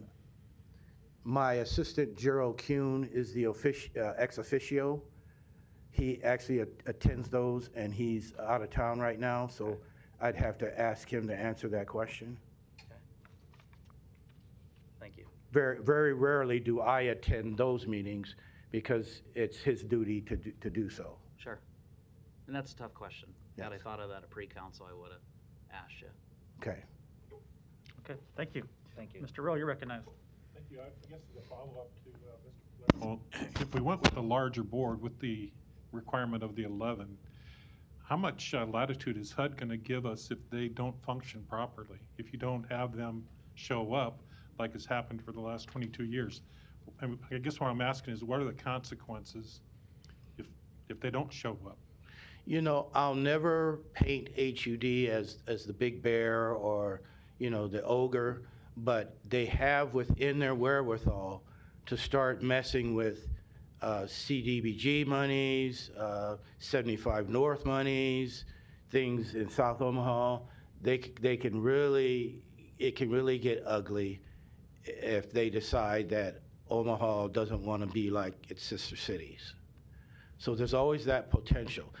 Actually, I'm glad that they've been flexible as they have been for so long, but they're telling me it's time to fix it. And they began saying that in 2019. I may have even given Mr. Dowding some kind of communication from them saying we're not happy with any of the mayors, the one now or 2 or 3 before this one. And so they're getting at the end of their rope on this one. Thank you. Thank you. No further lights. There's a motion and a second to approve item number 75 as originally introduced. Roll call. Harding. Yes. Johnson. No. Melton. Yes. Palermo. Yes. Rowe. Yes. Begley. Aye. Mr. President. No. Item 75 is approved, 5-2. Thank you. Item 76, an ordinance levying a special tax assessment for Weeds Group 2022-01. A is an amendment of the whole requested by the Parks Department. The vote on number 76 is today. Is there a motion? To approve. The amendment of the whole? Amendment of the whole. Roll call. Harding. Johnson. Melton. Palermo. Rowe. Bagley. Mr. President. Yes. The amendment of the whole for item 76 is approved 7-0. Item 77, an ordinance levying a special tax assessment for litter group 2022-02. A is an amendment of the whole requested by the Parks Department. The vote on number 77 is today. Motion to approve the amendment of the whole. Roll call. Harding. Johnson. Melton. Palermo. Rowe. Bagley. Mr. President. Yes. Amendment of the whole for item 77 is approved 7-0. Item 78, a resolution to approve a settlement agreement in the amount of $500,000 for the Lori and Joshua Schuman versus City of Omaha. Public hearing and vote on number 78 is today. Proponents, please. Matt Cusey, City of Omaha Law Department, here to answer any questions. Thank you. Any other proponents today? Seeing none, any opponents? Public hearing is closed. Roll call. Harding. Johnson. Melton. Palermo. Rowe. Bagley. Mr. President. Yes. Item 78 is approved 7-0.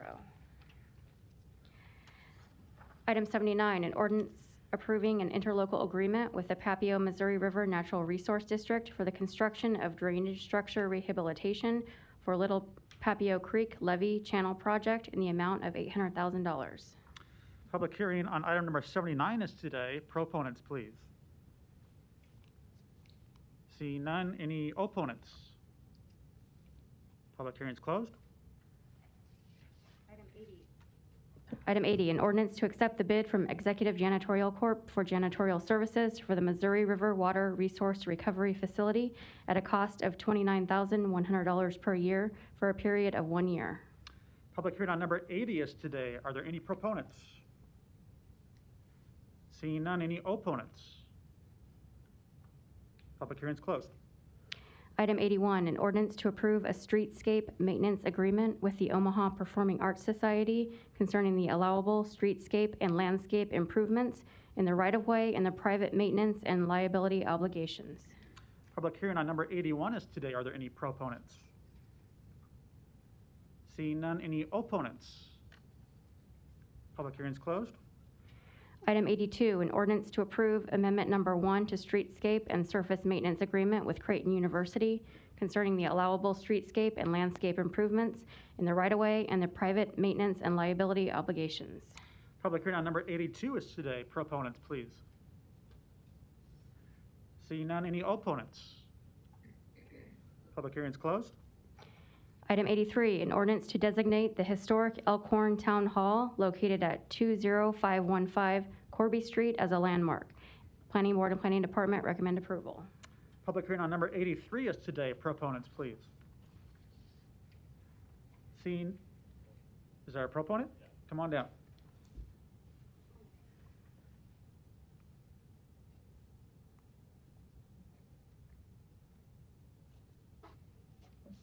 Hello, Tyler Kearns, 2610 North Main Street in Elkhorn. Yeah, I just wanted to be up here. Hi, Brinker. But just wanted to go through and say hopefully everything's good to go with that. The building itself, over 100 years old, historically speaking, it has a lot of really unique qualities there. The first jail cell of Elkhorn, there's actually a bank vault in there for all of the documentation throughout all of Elkhorn's history. It was established in 1904 and all the way up until 1966, I believe, it was the town hall for downtown Elkhorn. So again, you know, I don't think we'll have anybody here that is an opponent, but you know, I think it'll be a wonderful addition to Elkhorn. Thank you. Thanks for providing that history. Mhm. Any other proponents today?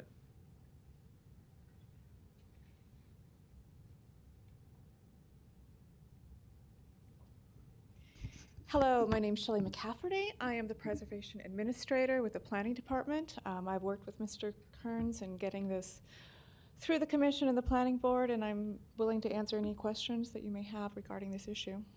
Thank you. Any other proponents today? Seeing none, any opponents? Thank you. Public hearing is closed. Mr. Harding, you're recognized. Thank you. Tyler, I was trying to catch you before you went all the way back up, but if you have a minute to come back down, I had a couple questions.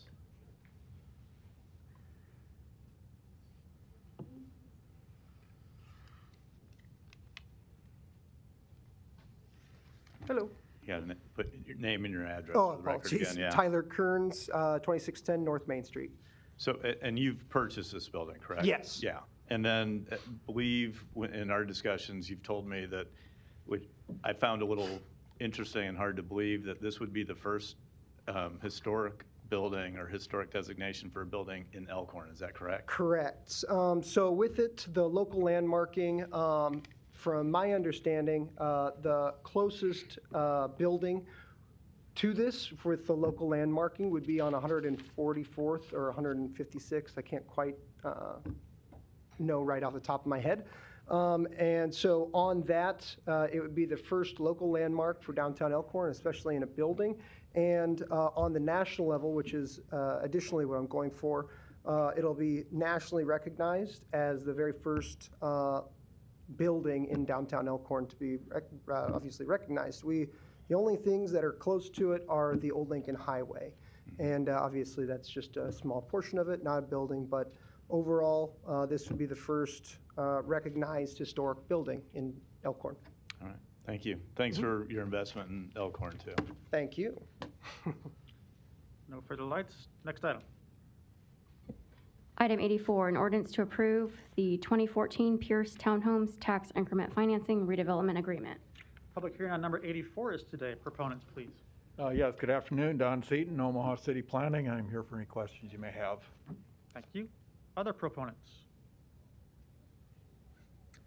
Good afternoon, Bob Griffith, 11440 West Center Road, also here for any questions. Thank you. Any other proponents on 84? Seeing none, any opponents? Public hearing is closed. Item 85, an ordinance to authorize and accept a grant award for the City of Omaha Police Department in the amount of $347,126 to fund the Threat Assessment and Response Project during the project period of January 1st, 2022 to December 31st, 2023. Public hearing on number 85 is today. Proponents, please. Hi, Lieutenant Charles Ott, Omaha Police Department, 505 South 15th. Here for any questions you might have. Thank you, Lieutenant. Any other proponents? Seeing none, any opponents? Public hearing is closed. Item 86, an ordinance to accept the bid from Body Basics for a 3-year price agreement for the maintenance and repair of exercise equipment at Omaha Police Department facilities. Public hearing on number 86 is today. Proponents, please. Seeing none, any opponents? Public hearing is closed. Item 87, an ordinance to accept and authorize disbursement from the Department of Justice, United States Marshals Service Joint Law Enforcement Operations Task Force in the amount of $100,937 during the project period of October 12th, 2021 to September 30th, 2022, to be utilized by the Omaha Police Department to support overtime operations. Public hearing on number 87 is today. Proponents, please. Seeing none, any opponents? Public hearing is closed. Item 88, an ordinance to accept and authorize disbursement over more than one fiscal year from the U.S. Department of Justice, Office of Justice Programs, Bureau of Justice Assistance, fiscal year 2021 Project Safe Neighborhoods Grant Program in the amount of $119,195 during the project period extending from October 1st, 2021 to September 30th, 2024 to implement the 5 core elements of PSN. Public hearing on number 88 is today. Proponents, please. Amber Parker, City of Omaha Mayor's Office, 1819 Farnham Street, here for any questions. Thank you. Any other proponents on 88? Seeing none, any opponents? Public hearing is closed. Item 89, an ordinance to establish a Class B flammable liquid storage district number B207 located at 11707 Miracle Hills Drive. Public hearing on number 89 is today. Proponents, please. Seeing none, any opponents? Public hearing is closed. One public hearing can be held for items 90 and 91. Ordinances to approve coronavirus state and local fiscal recovery fund agreements to administer City of Omaha Rescue Act program funds with the Omaha Community Foundation in the amount of $9,600,000 and the United Way of the Midlands in the amount of $5 million. Public hearings on numbers 90 and 91 are today. Proponents, please. Ms. Cush. Thank you, Council President, and thank you to the entire council. Donna Cush, Omaha Community Foundation CEO and President, 1120 South 101st Street. The Community Foundation is one of the largest, the Omaha Community Foundation is one of the largest in the U.S. Last year alone, we processed 17,000 grants to 3,000 nonprofits.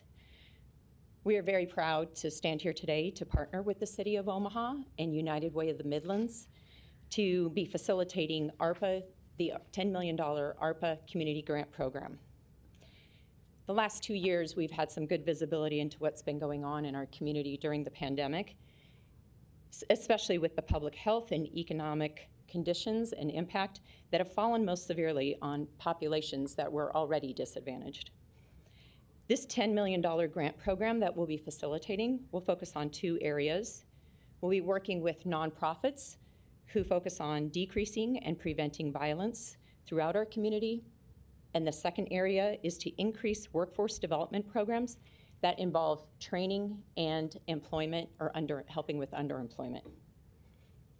These 2 areas were identified by both resident feedback to the city as well as from the Mayor's COVID Task Force.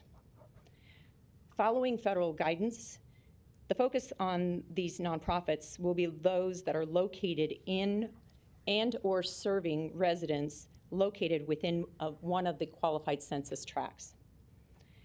This program is going to be focused on meaningful investments within those QCTs that both expand and enhance existing programs.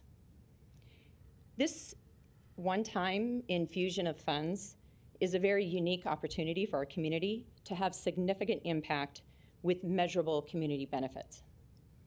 Our goal is to help push forward the strong and innovative work that's already happening. I have just a couple of slides I may need some help with. Sure, just put that all the way up, all the way up, and then it'll pick it up for you. Yeah. Okay. Just takes a second. These will help explain our experience in this area as well as the process. And on top, you can focus or focus out.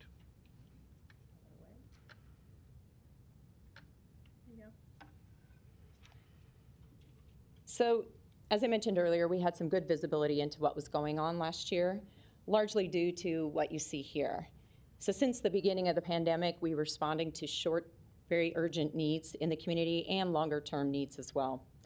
So through our own discretionary funds, we were able to contribute the $1.5 million and $500,000 to nonprofits that were helping, again, in those short and long-term areas. In addition to that, we partnered to help facilitate $28 million to 242 nonprofits with over 300 grants, $28 million, though, in CARES Act funds. The grant making that we would be doing in this $10 million program is really just a natural extension of that earlier work.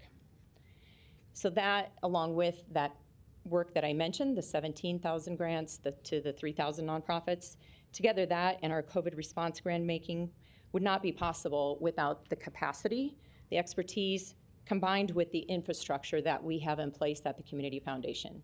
So that infrastructure includes our staff, our online grant portal, and other tools and mechanics. All of these resources allow us to do this work for this grant program, the $10 million grant program, in a 4-month timeline, and provide the necessary and ongoing monitoring and reporting that will be required over the next 2 years, and that is because we'll be aligning with Treasury guidance.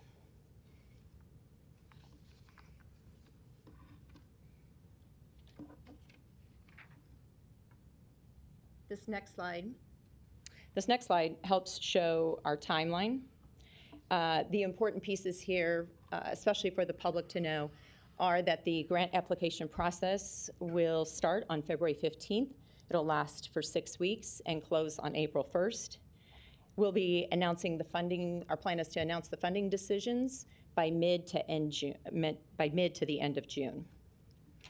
Now, during that application process, our goal and our plan and what we did with some of our other pandemic grant, especially with the CARES Act grant making, was to provide technical assistance. So this technical assistance is on a couple different fronts. First, we're going to be hosting webinars. You see the dates for the 3 of those there. More information can be found on those on our website and registration for those, as well as one-on-one support that we'll be providing. We have a dedicated email and phone line as well to help with that. This is really especially important, this training and technical assistance to those eligible nonprofits to help navigate those federal guidelines and requirements, especially for smaller organizations who aren't as familiar with how to navigate that. As far as communications and making sure that nonprofits know about this, we'll be implementing a multi-channel communications plan, leveraging our existing nonprofit relationships. We'll be using traditional as well as digital communication channels. And then we'll also be working with community leaders and, as I said, those nonprofits that we have relationships with to help get the word out. And then also to help with accessibility and ensure accessibility, we'll be providing translation service to any organization who might need that.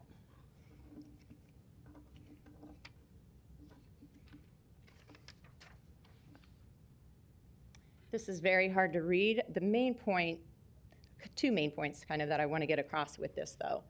This is the workflow that we'll be following with this grant making process. The whole idea here is not just to demonstrate the workflow, but the transparency of this process. In addition to the internal grant making team at OCF, we're going to be creating a community review process to help make those funding decisions. We are going to have a grant selection committee that'll be comprised of residents who serve on one of our 5 community interest funds. Those community interest funds are our resident-led grant-making programs that we have. Plus, we'll have representatives from the city and OCF serving on those. Priority is going to be given to residents who live in the qualified census tracts, and we expect to have about 8 to 12 residents serving on that committee. We really appreciate the longer runway that we have with this ARPA grant making, which is going to allow us more time for this community engagement and resident decision making. Another important aspect on here, and I should have mentioned those key areas are in yellow and red there on the slide. But another important aspect is that once grant determinations are made, we'll be launching a public-facing dashboard on our site to help track the outcomes and impact, as is required by the quarterly reports that will be filed by the nonprofits. So with that, I thank you. Thank you to the City of Omaha, and thank you to the Council for this opportunity to partner. Great, thank you. Thanks for that overview. Other proponents, please, on 90 and 91.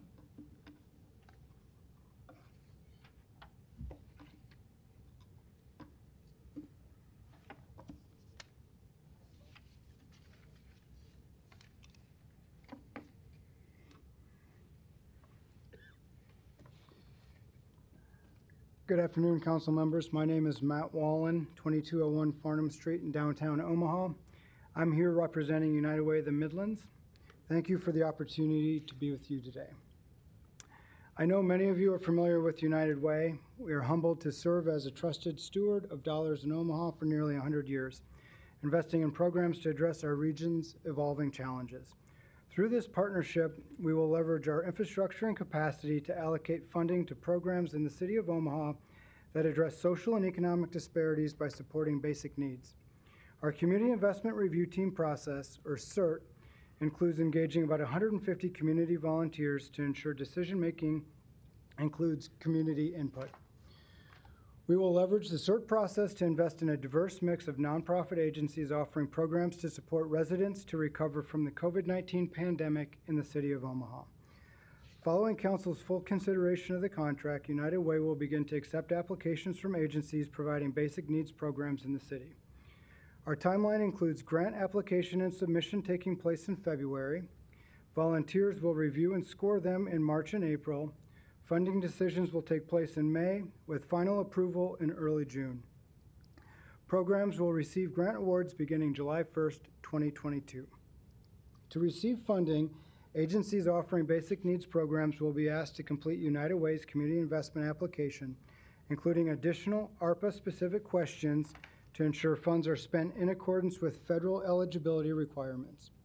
When reviewing applications, we will work closely with the Omaha Community Foundation to ensure agencies are not seeking funding for the same program from both organizations.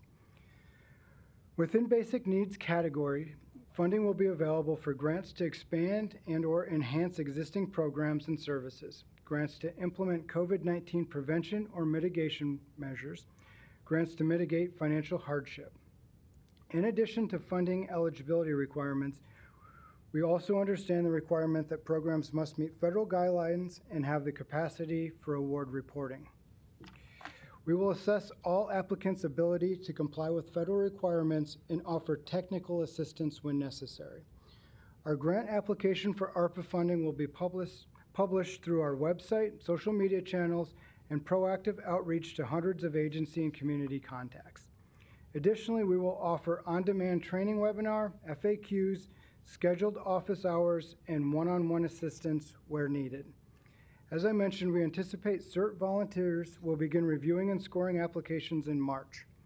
The community members and subject matter experts meet several times to ensure the funds are awarded to programs making the most significant impact in the community while addressing the highest area of need. This thorough and deliberative process will support funding recommendations made by the volunteer teams. Our volunteer recruitment process welcomes volunteers from the community at large. Attention to diversity is incorporated in the scoring matrix as we prioritize programs that support hard-to-reach populations and embed equity into their governance and service delivery methods. Funding recommendations will be approved by United Way's Community Impact Committee and Board of Directors. The City of Omaha may designate individuals to serve on CERT teams reviewing ARPA applications for funding and designate individuals to serve on the Community Impact Committee who will review final funding recommendations. Prior to executing grant agreements, United Way will send the City of Omaha a list of team-approved allocation decisions for ARPA funding. We appreciate the opportunity to partner with the City of Omaha and the Omaha Community Foundation on the disbursement of these ARPA funds. I would be happy to answer any questions you might have. Thank you. Thanks, Matt. Any other proponents today?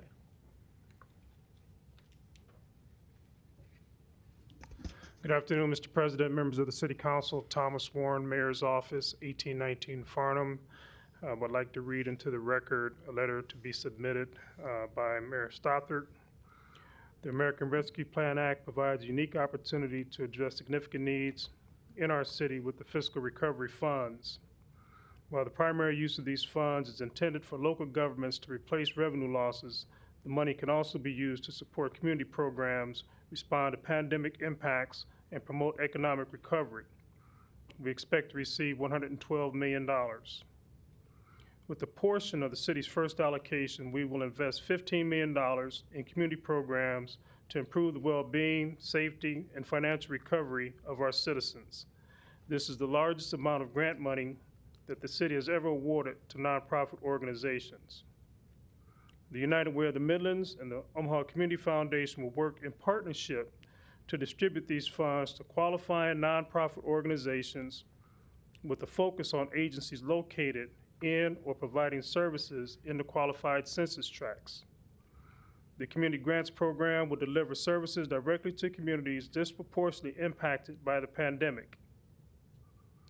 The United Way of the Midlands and the Omaha Community Foundation are established, trusted grant-making partners and will manage the funds to make the largest impact possible and ensure compliance with the federal requirements.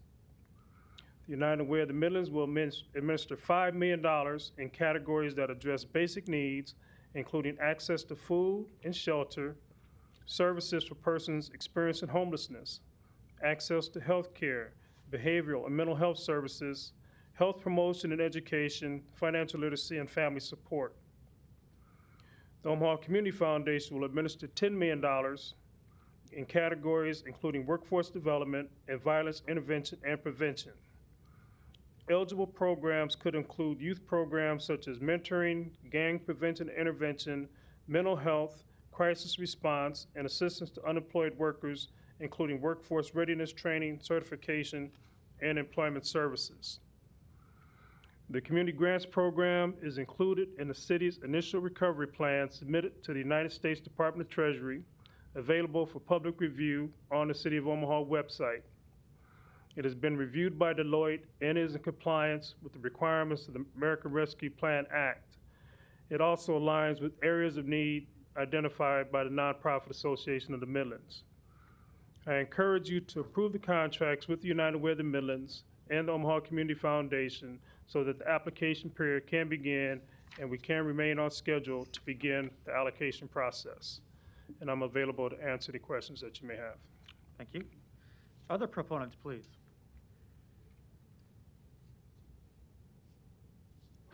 Cheryl Weston, 1811 Emmett Street, Omaha, Nebraska. I am a proponent of the program, of the funds. I would just like to have it put in the record. Everyone that spoke, Community Foundation, United Way, Mr. Warren, it all sounds good, but what happens every single time is my community, North Omaha, seems to get the short end of the stick. I would hope that these folks will hold their feet to the fire. The mayor's office, Mr. Warren, will hold the Community Foundation United Way so that those who are impacted the most by this problem will receive the funds. Not the same old organizations seem to always get the funding, and the small ones. As the young lady spoke about, the Omaha Community Foundation was going to make all these things possible for smaller organizations. I hope that holds true. I hope they make that effort and stand by it. Same thing with United Way. And I hope that sometimes these volunteers, I talk to a lot of people in my community, and they don't seem to ever be chosen to be volunteers. So I just hope that this time the City Council, when you approve, which you will, this contract, and I'm not opposed to that, is that sometimes we need to start looking out for what these funds are supposed to be set for, those communities that are most hit. And North Omaha is a community that was most hit. We have the highest health problems, mental problems, homelessness problem, all of that. So I just hope that this time that money will be done as it was supposed to be. Thank you. Thank you. Any other proponents today? Seeing none, any opponents? Are you a proponent? Yes, my name is Harry Uri, and I'm at 1626 Lothrop, Omaha. I wanted to say that and concur with the previous spokesperson in terms of the use of funds. Oftentimes there are funds that are dispersed throughout the community, and oftentimes the communities that are in most despaired condition receive less. I think it's imperative that the City of Omaha and the City Council look at how funds are received and how they are dispensed as far as evaluation is concerned. We're not opposed, of course, to monies coming into the community, particularly North Omaha. But as the previous spokesperson had said, oftentimes those funds are not distributed in a manner that's equitable in terms of need. And that goes also as far as the police department in terms of the funds that they receive. It's very imperative that there be a review and a look at how funds are received and how they're dispensed going forward. But as I said before, we're not opposed to that. I missed out a little earlier in terms of responding to the Human Relations Board, in terms of the changes thereof. Sometimes we got to look back to look forward, and I didn't hear any assertion of opponents to express opponents to that. So that's we need to why stay I to didn't this come topic. up in time. I missed it. My error. Yeah, But sorry I you missed will it, but we say need to stay on that, this topic right now. We have to look back to go forward. And sometimes in looking at the history of North Omaha,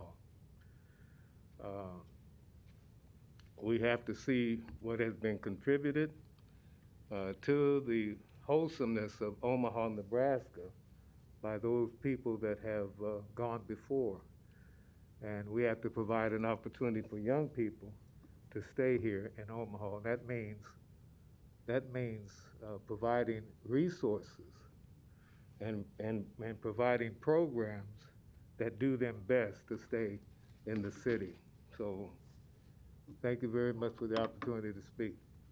Have a good day. You too. Any other proponents today? Any opponents to 1991? I'm going to close public hearing. Ms. Cush and Mr. Wallen, if you could just come up for a minute. I just had a few follow-up questions for you today. Thanks for the overviews of how this is going to work and through your various organizations that have a lot of expertise in this area, as you noted, and I think we'll do a good job in dispersing these funds to the community as soon as possible. And I think these are the right places to start in terms of the basic needs we need to get to the community as a result of the COVID-19 pandemic and what ARPA provides. Just a couple of follow-up questions that are mostly the same to both of you, I think, in terms of process and how they will work. Maybe I'll start with the Community Foundation. And I want to make sure this is noted too, because we are mindful of how ARPA funds are going to work in our community. And we want to maximize, of course, the funds that are getting to the community. Mm-hmm. So when these allocations are made, both to the Community Foundation and United Way, I believe there's a maximum fee of 4% that would be used to administer them, right? Correct. And all the rest of the money goes to the actual community. Correct. And same with United Way as well? Yes. Yeah. Okay, thank you. And then, Donna, you did a nice job talking about the process and how people can expect an application process from February until April, and the violence prevention and workforce development focus. I wanted to give you a chance to respond to the census tract question that was asked, because I agree with that point that was made there, and I believe that is everyone's objective, is to maximize funds into certain census tracts as determined by the legislation, and for all intents and purposes in Omaha, that is North and South Omaha, right? Correct. I can put this map up really quickly too, just to make that point more clearly. This is the map of the qualified census tract. This will be the focus areas for the grant making. So again, one of the first eligibility requirements is that the nonprofit is located in that area of the map, which is primarily North and South Omaha, District 2, 3, and 4, I believe that is. And so the nonprofit has to be located in that or serving residents of that. So that will be one of the priority eligibility requirements. Does the entity have to be located in the city of Omaha or not necessarily? You would have to be located in the city of Omaha. Okay, that's what I thought with City of Omaha ARPA funds. Correct. Thanks for that.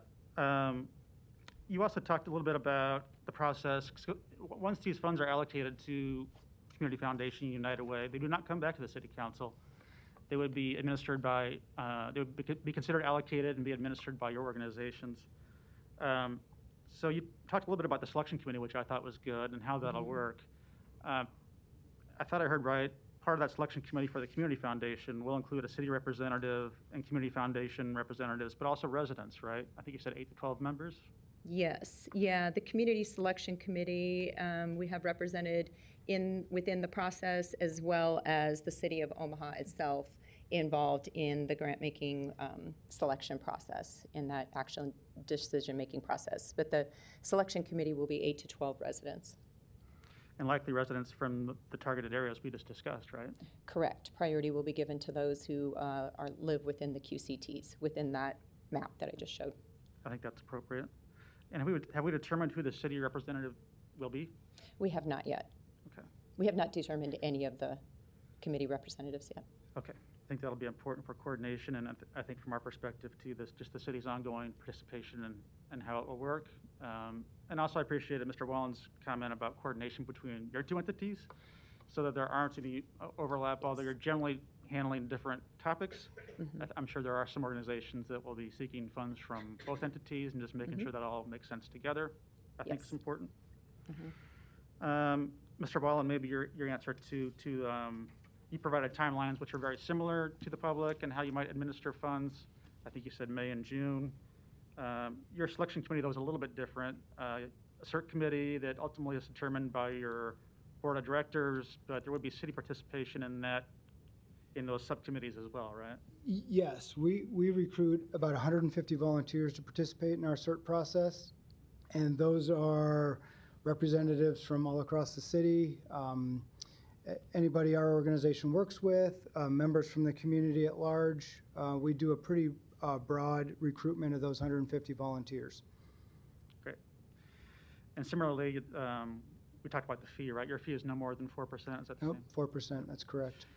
And then your topics are a little bit different: basic needs, food access, care coordination, shelter, and homeless prevention, which would have been handy this last weekend, for example, and we know is a big need throughout the community. But also health promotion, family support, and also one that's important to me, behavioral health. So I was encouraged to see that as part of the criteria too. I think that's all the questions I have for now. The last thing I was going to mention, we did also just have a meeting with the mayor, council vice president Palermo, and I on a number of different topics, but one thing we also discussed were these two allocations and our support for them, but also still making sure we are providing and planning for other allocations that include the $20 million to affordable housing we've all talked about, and one that I'm also very interested in terms of $10 million to public spaces throughout the community. So those are yet to come. I want folks to know that that's still the plan, and it's still quite possible with doing these two first. All right, thank you. Mr. Harding, you're recognized. Thank you, Mr. President. Donna, I just had one question. Could you put that map back up, please? I know the Missouri River jumped its bank at one time, but can explain to me the shaded area on the Pottawatomie County side of the river? In this one? Yeah. I'm probably not qualified to explain that. Okay. Little anomaly over there.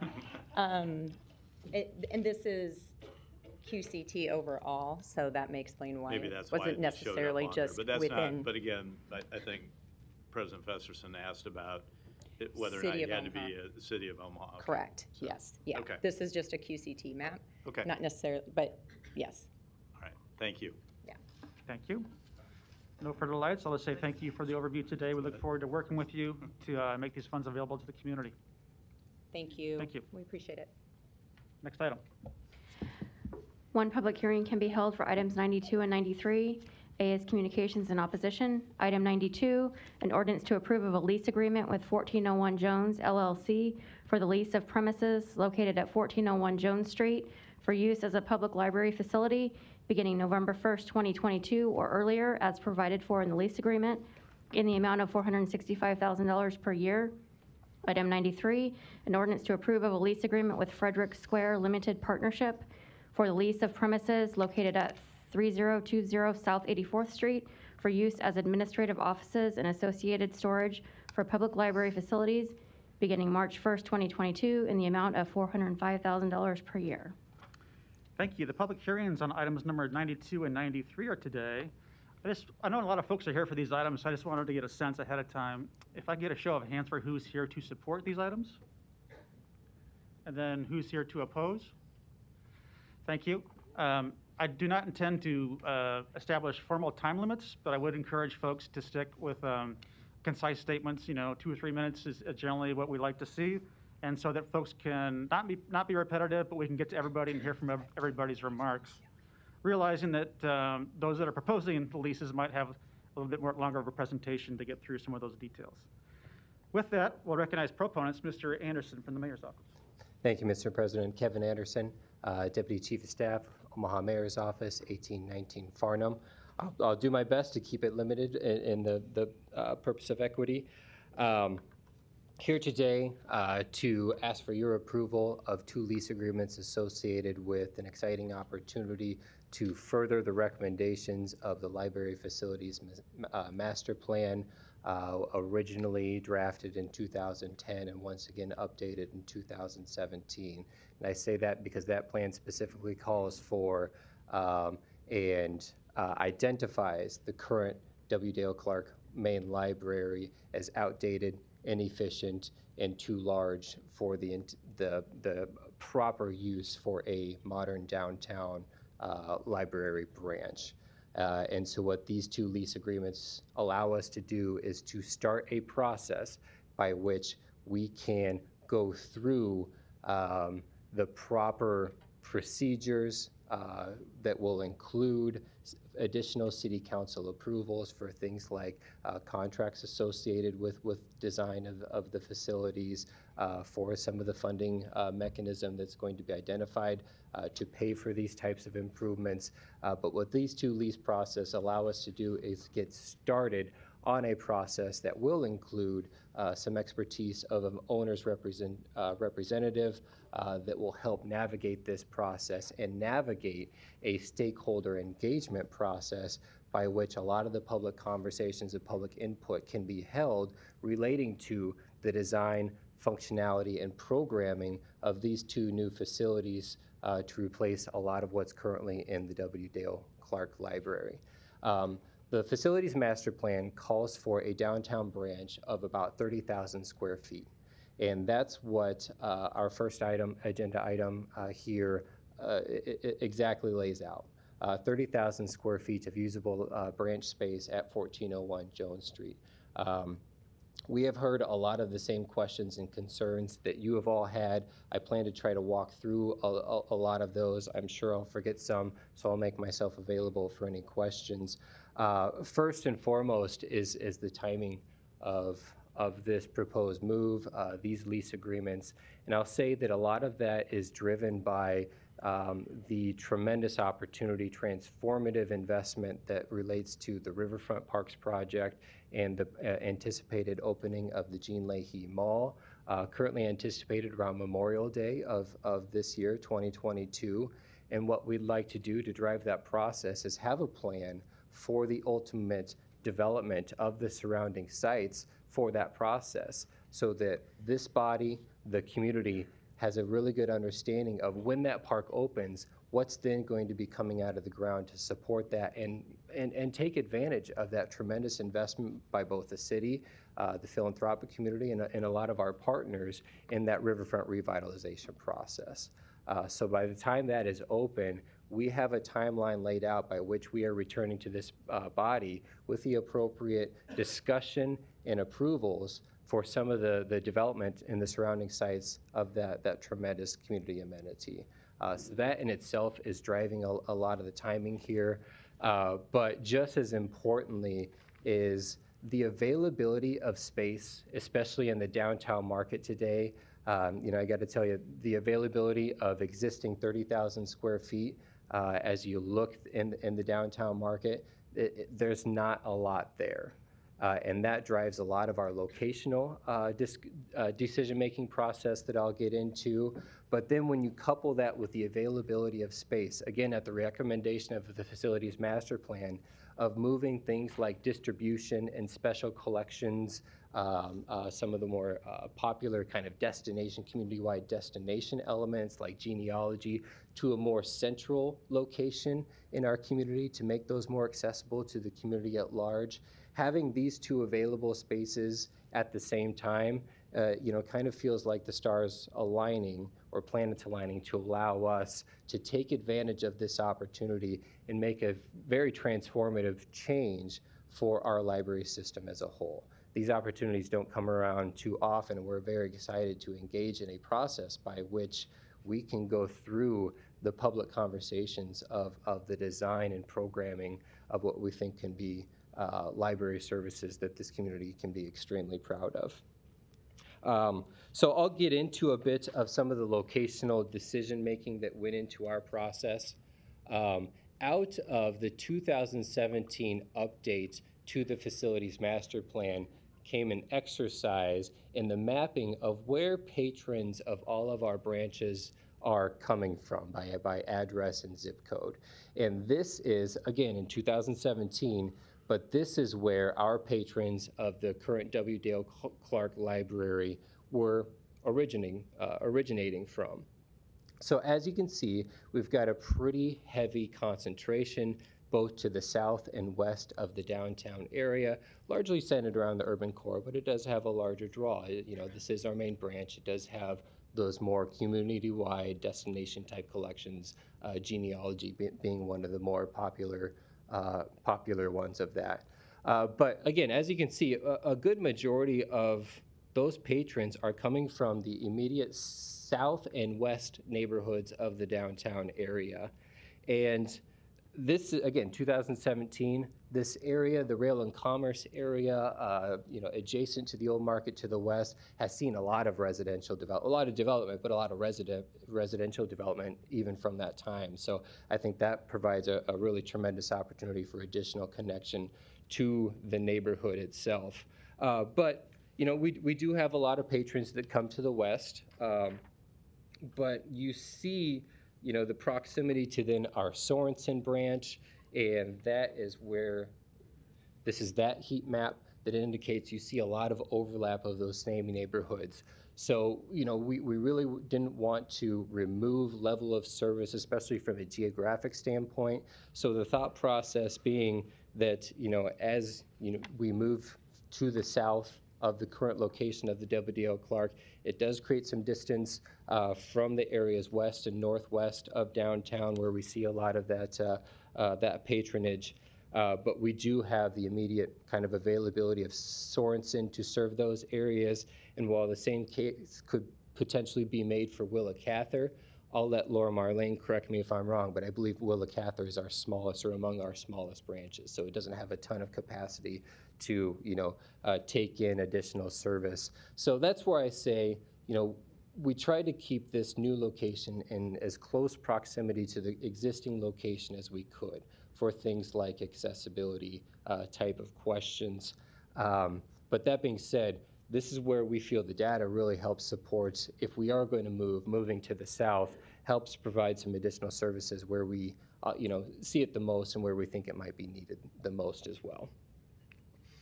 But again, as I mentioned, the plan also calls for the relocation of things like main distribution, some of our special collections, genealogy be a large one that really provide a community-wide, a metro-wide draw, moving that to a more central location, which is very much on the table and proposed for the 84th and Frederick location, provides that accessibility for within that being a much more central location with our community. We've heard things about the condition of the current facility, and just the inability to really kind of project what that could like from a library branch. And again, to me, I think we have a facility that has a tremendous amount of potential to be something the community can be extremely proud of. The ability for the city to take a lead on things like historic preservation of a facility that is working through the process of federal designation, will take full advantage of federal tax credits, which is going to help incentivize and finance and provide a tremendous asset for the overall improvement of the building. And that in turn is going to directly translate into the level of investment and programming that we're able to pull out of the building itself as a downtown library branch. But I wanted to provide a few examples because the restoration of historic buildings is certainly not a new concept. We do have some fantastic newer examples. Burlington Station being one of the more larger current ones. I only bring these up because if anyone had been through these in the before and after of what these old unutilized facilities look like prior to some of these projects, this is the Ashton Building. in the up-and-coming Millwork Commons district. I bring that up because if you'd been through any of these facilities before they'd been renovated, they looked a heck of a lot like 1401 Jones does now. In a lot of cases, looked a heck of a lot worse. So the potential for what you can do with some of these old facilities, again, and take advantage of the federal incentives to do so, to help remove the bottom line for the developers and in turn the tenant, the city, it provides a tremendous potential to be a very cool and interesting downtown branch that I think can be a real destination for the community. Locating it directly to one of our community's largest tourist draws in the old market, I think kind of expands the opportunity to really showcase our community, our important community facilities, let alone being a extremely important local asset. Finally, the level of accessibility, both by alternative modes of transit, ADA accessibility as we get into our old historic neighborhoods. The brick streets has often been brought up as a potential barrier to that. And yes, it does prove a challenge. It is one that I think is fairly easily overcome. The owner-developer delivering the core and shell of the building will provide a tremendous opportunity to improve the on-site ADA compliance. I will make a note that the only street frontage that currently has those brick streets is on the North Jones Street frontage, where to the immediate east, the 14th Street frontage, that is concrete pavement. And we don't necessarily have those issues on half of the frontage associated with the building. Out of that is going to come parking improvements, especially the immediate adjacent parking improvements. We'll work directly with Park Omaha to really maximize and optimize the parking access in and around the building. They have run some quick numbers because it's something we've all heard of, the availability of parking in comparison to Dale Clark. There are actually within 2-block radius 236 available on-street parking stalls of 1401 Jones within that 2-block radius compared to 230 of the current W. Dale Clark site. So it compares extremely well, extremely favorable of how people can access those areas by car. And I'd argue especially when we've got a fully developed Jean Leahy Mall, providing that opportunity in a little more neighborhood feel when you're not competing for parking stalls with the central business district and what we anticipate will be an extremely busy and activated park system. We really feel that the vehicle parking situation will be much improved and patrons will see a lot of opportunity that comes with that. With the site itself comes a dedicated off-street surface lot, which will be a great opportunity for our employees and for more longer-term parking within one block. I'll be the first to admit, pulling the accessibility off of Orbit is a loss. That it complicated itself in the searching process because finding the availability of 30,000 square feet on that corridor because of its popularity and the existing environmental conditions was extremely tough. But this area is at 1401 Jones. It is served within a 1-block walk of 4 different transit lines operated by Metro. And those are routes 11, 13, 36, and 95. And we will, just like working with Park Omaha to optimize access to the site, we will work with Metro to ensure we're optimizing those routings, the availability of stops to really help drive that opportunity accessibility to the community. Once again, I just want to kind of reiterate that this is the start of a process and conversation by which these areas get developed, programmed, designed.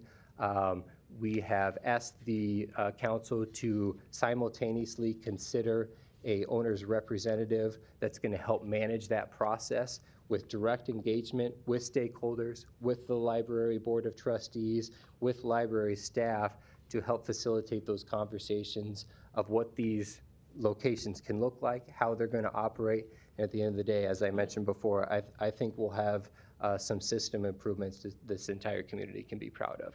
So that being said, I will stick around for any questions of anything I may have missed, but thank you for your time. Thank you. And I promised Library Director Laura Marlane we would recognize her next by Zoom. If we can pull her up here.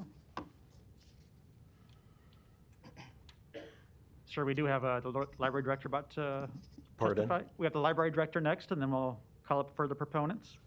I can't hear you. You'll be next. We have the Library Director speaking by Zoom. Okay. Yep. Ms. Marlane, you're recognized. Good afternoon.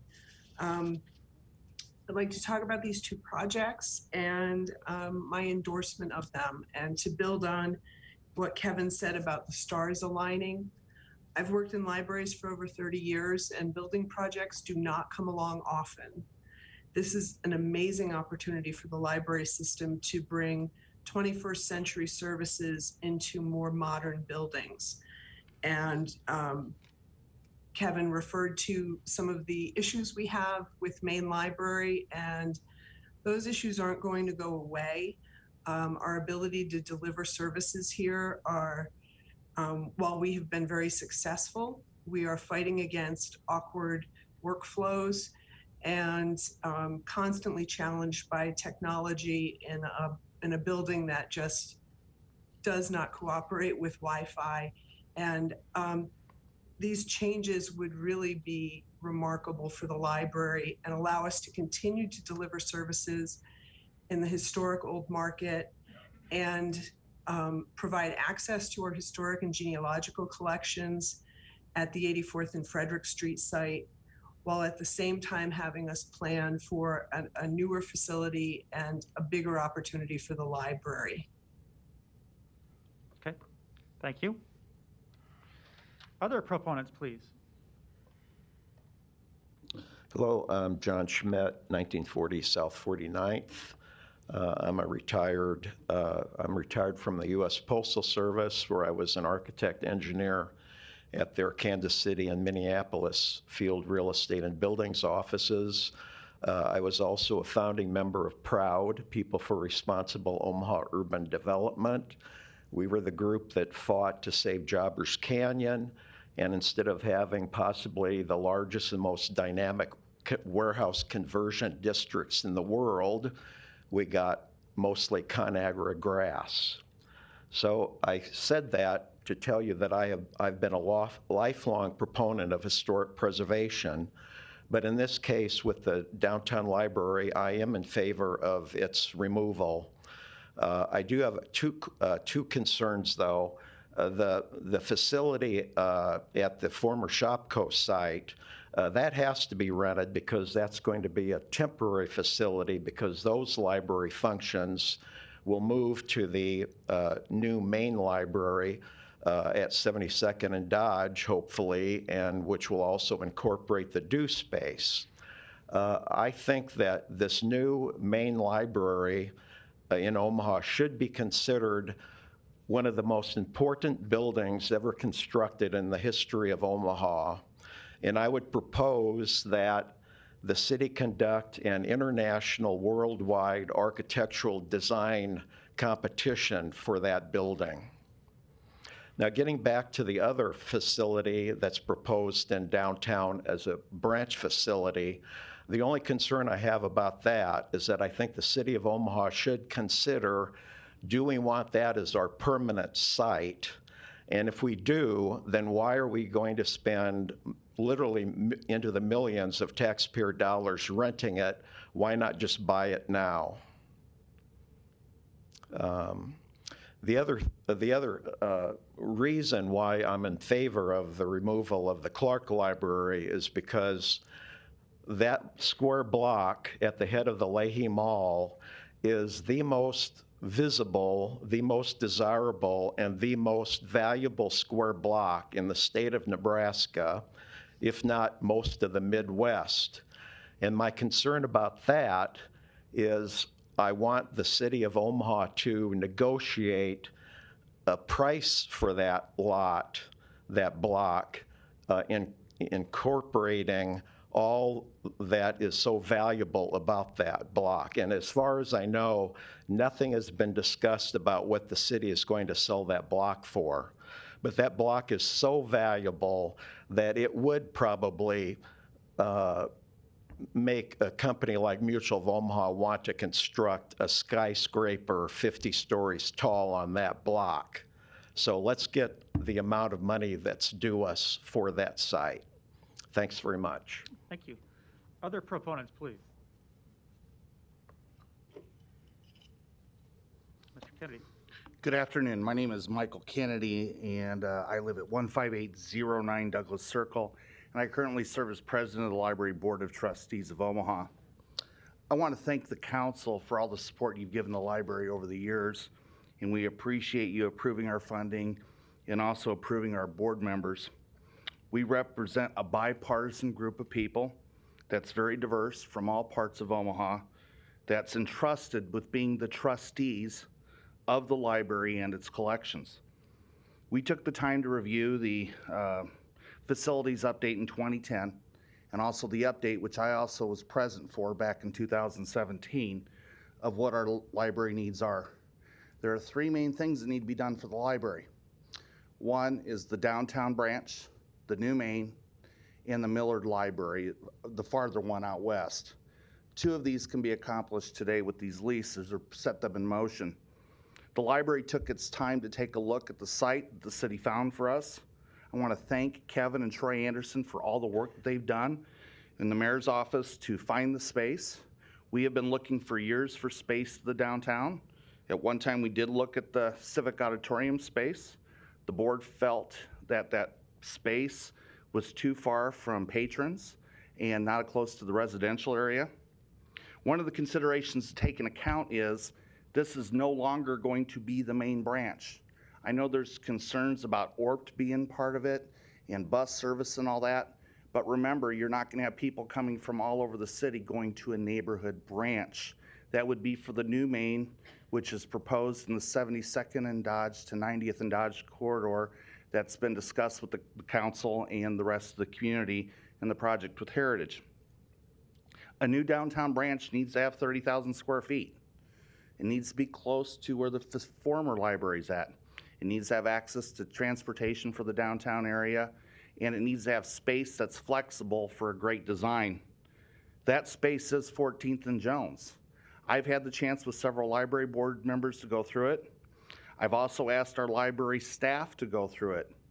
I trust Laura Marlene and her staff to make professional decisions. We're a board of trustees like the city council. We come from different backgrounds, but we ask for the professionals for opinions. Laura supports this, so does her team. I also support the fact that they know that they can take care of the collections and move them in a safe and proper manner. So it's important that we get the other contracts associated with this, if you approve this today, to be passed soon so we can work on the design and work with the builder's rep on that. I think the downtown branch is going to be great because I've had a chance to go through it, see what can be done with it. We have 2 floors of blank canvas that I think we can make one of our top branches in the city. In fact, we've talked about through our building committee is maybe that having a motif of the arts and culture to match the downtown, which our downtown's known for. I think that's a great idea, and we're going to bring in through this process, and you hear from other people about this, that we will get community input on what that's going to look like. But I think we're going to have meeting space. It's full service branch. It's going to have top technology. We'll partner with other representatives to work on that, and I think it will be the best for the city. I really believe that this is in the best interest of the city, and our board approved it unanimously, except for we had one abstention. You just appointed Cameron Gales. He just got on the board recently, and he didn't feel comfortable because he didn't have the information. Some people say that this process was rushed. Our board considered this over 2 board meetings and actually delayed our vote on the leases for another meeting to be able to have the chance to go through so we can dot our I's and cross our T's and ask the city important questions, and the city was able to answer them. With that, our board supports this. If you have any questions, please let me know. Thank you. Thank you. Other proponents, please.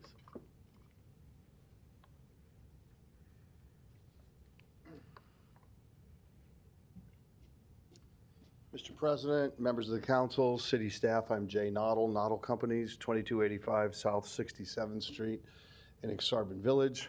I'm here today as a member of our community and the chair of the Urban Core Committee, recognizing and realizing there's a potential our company could be selected, well, we've been selected, could be approved as the owner's representative for the city to manage this process that you've been hearing about. But that's for another time. I just want to say, number one, I'm here to answer any questions that I can answer. But more importantly, maybe, our downtown has, and the core of our city has tremendous potential. And President Kennedy's right, and the others that have spoken are right. We need a great downtown branch. It's really important for the community, for those that are library users today, and for others that may become library users in the future. That's a great library branch downtown is an essential ingredient for a lively urban core. As it relates to the two buildings, they can become whatever the library board, the library staff, the community, and the city want them to become. The process is just beginning. And I think it can be terrific. I think it will be terrific. And whether Noddle Companies is selected as the city's owner's representative or not, we are fully in support of this and encourage you to approve these leases today so the process can begin. I'll stick around and answer any questions you might have. Thank you. Thank you. Any other proponents today?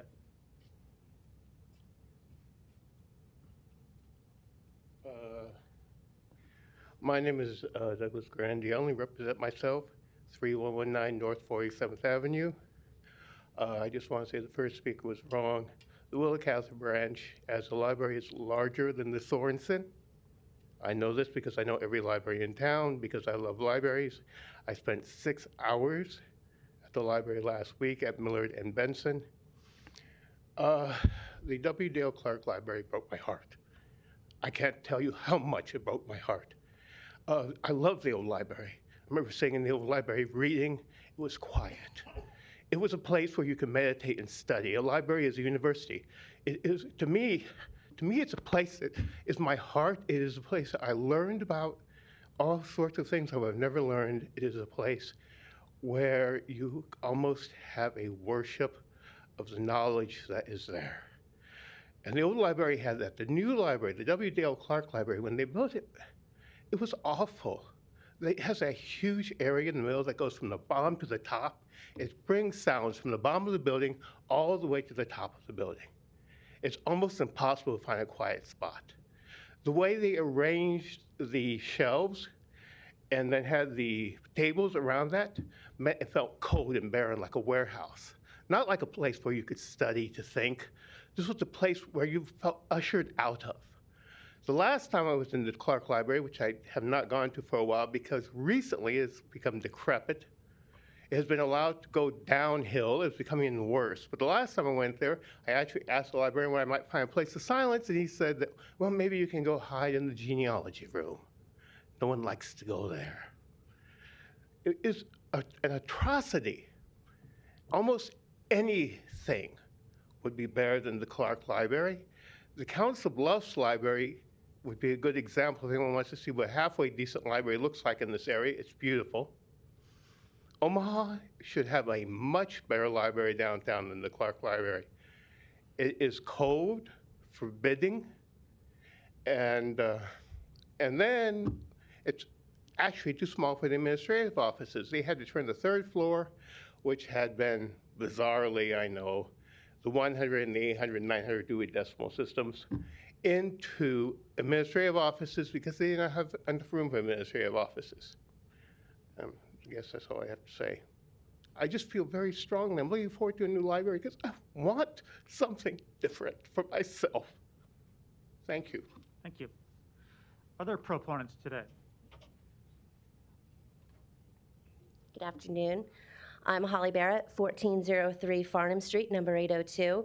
I'm speaking today as the Executive Director of the Omaha Downtown Improvement District and also as a resident living within blocks of both the old and the proposed new site for the Downtown Public Library branch. I'm speaking as a proponent for the lease agreement on the chosen new sites. And I'd like to say that as a resident living across the street, I see how dilapidated the current building has become and how few people other than staff are truly going in on a daily basis. I literally have a chunk of the exterior on my desk that I picked up from a walk with my dog around the building. It is an atrocity, and it's high time that we do something to fix it.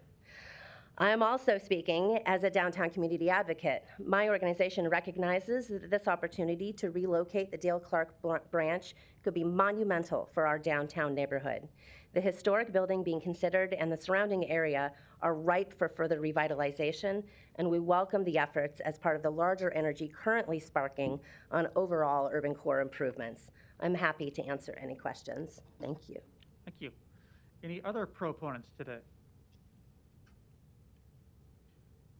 Seeing none, any opponents?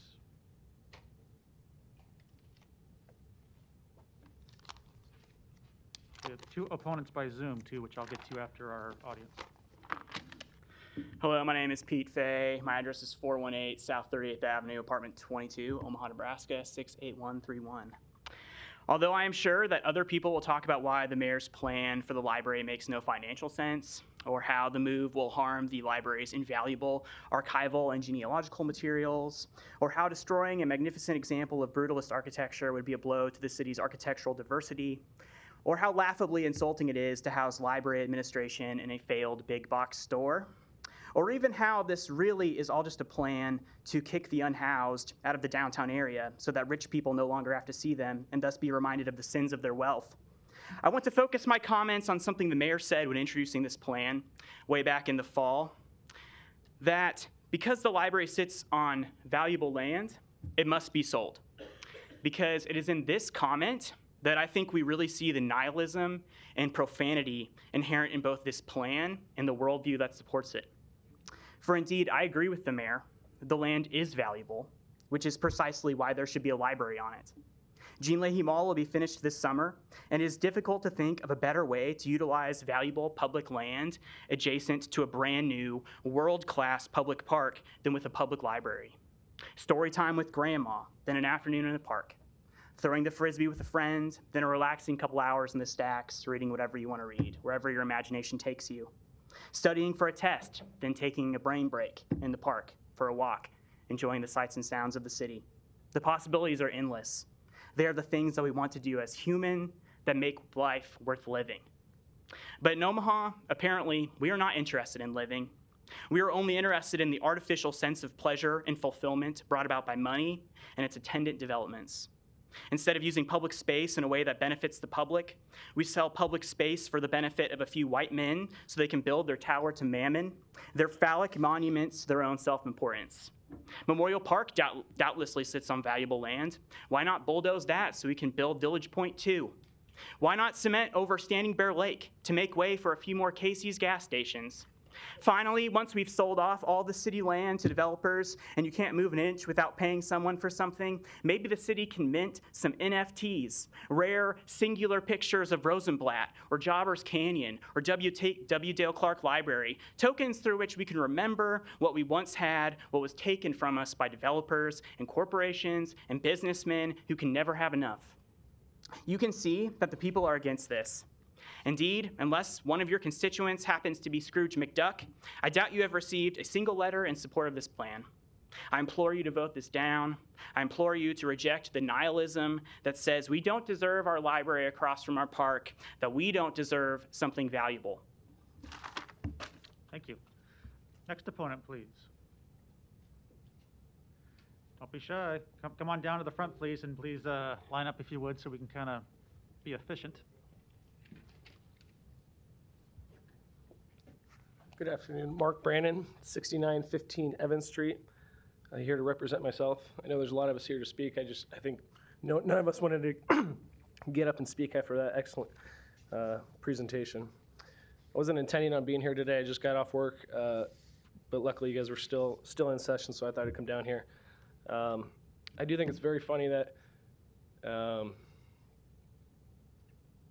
the gentleman who lamented the old library, and some of you might have been thinking, well, isn't the Gene Leahy the old library? Well, no, the old main library is across the street from this building. It's one of the most beautiful buildings in downtown Omaha, one of the most excellent examples of neoclassical architecture in all of the Midwest and all the nation. It's the building that has all the famous philosophers and authors, the bust on top of the building, right? That was a fantastic building, and I agree with that opponent, excuse me. Oh. All right, just speak to Okay. us. He was a Well, proponent. excuse me. I agree with them, but for reference, that was the exact same, what he said about the decrepit building and how W. Dale Clark doesn't function. Those are the exact same excuses that were given to vacate that building at that time. That building that's right around 30,000 square feet and on some bus lines. I guess hindsight's 20/20. Mr. Kennedy mentioned that the facilities master plan of 2010 and 2017 were both the impetus for getting this project rolling, the reason for moving, right? But as he mentioned, there were more than 3 priorities mentioned in that, in the 2017 facilities master plan. And as I read it, the W. Dale Clark Library addressing that was not the highest priority. Because, yeah, sure, it's in bad shape. Sure, it's got a big hole in the middle, and it's not very functional, and the Wi-Fi doesn't work very well. But is it the least functioning of our libraries? No, it's not. Which one is worse than that? The 13th library, right? There aren't even books there. There is no Wi-Fi. There are no children. There are no walls. There's no parking lot. There is nothing because it doesn't exist. It's in your district, Mr. Rowe. And so personally, and I implore you, how can that not be a higher priority to deliver a library to your constituents? 0 of your constituents have a home library. That issue then goes on to impact, yes it does, that's correct, Ms. Milton. That goes on to impact your constituents and Mr. Harding's constituents, yeah, that's correct. Mr. Harding's constituents, because all of Mr. Rowe's constituents, if they want to get a book, where do they have to go? The library where your constituents visit, and so that becomes more crowded, and the service level goes down, and the stress on the staff goes up. And so that is a problem that needs solved immediately. It was in the 2019 CIP approved by this body. There was even a location identified, the tentative agreement with Millard Public Schools for a location, but that was put on hold, and I want to know why. I live nowhere near it, but I do worry about those poor children in Southwest Omaha that have nothing to read. And as far as the timing, with the stars being aligned,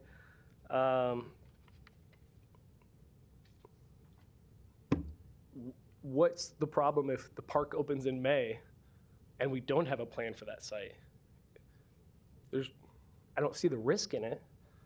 He said that, excuse me, it was Mr. Anderson who said that was the park opening in May. He says it's imperative that there be a plan before opening. Well, that's not true. It's just a false narrative.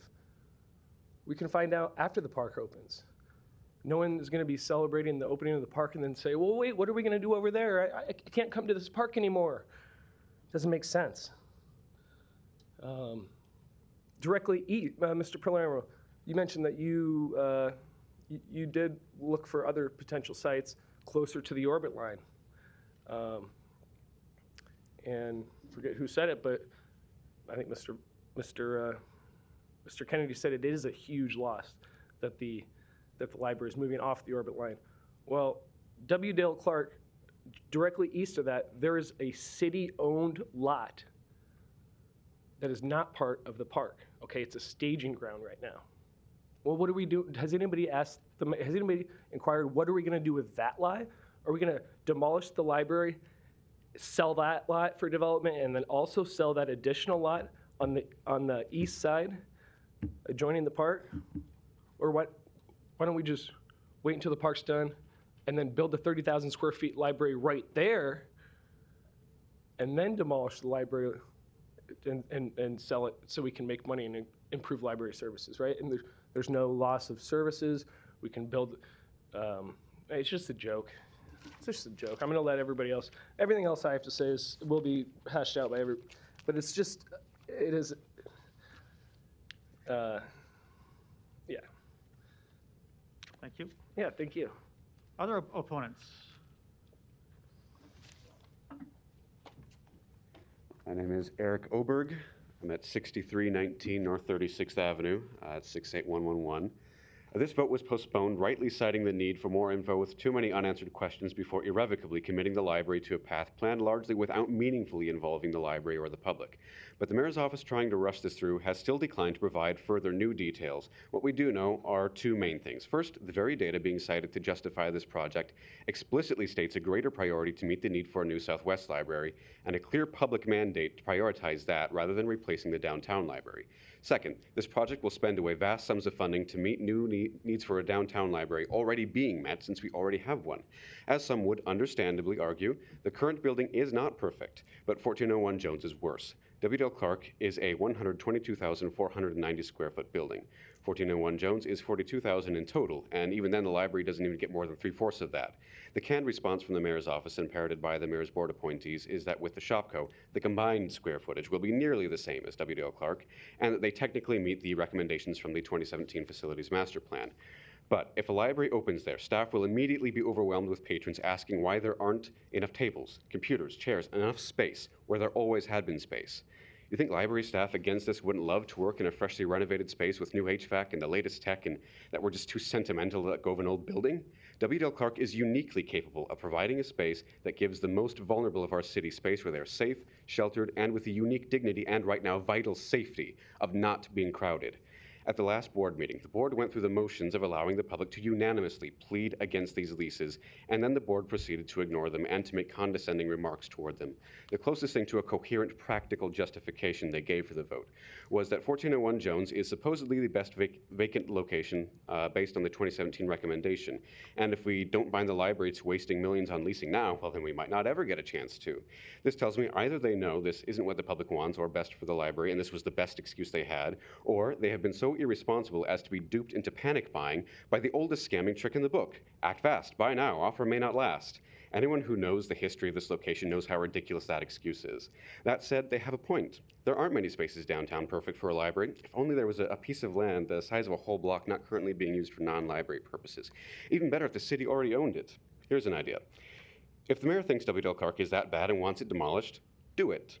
Then take all those millions that were going to be wasted on exorbitant rent and instead build a new library there better than ever. Why haven't ideas like that been allowed a seat at the table?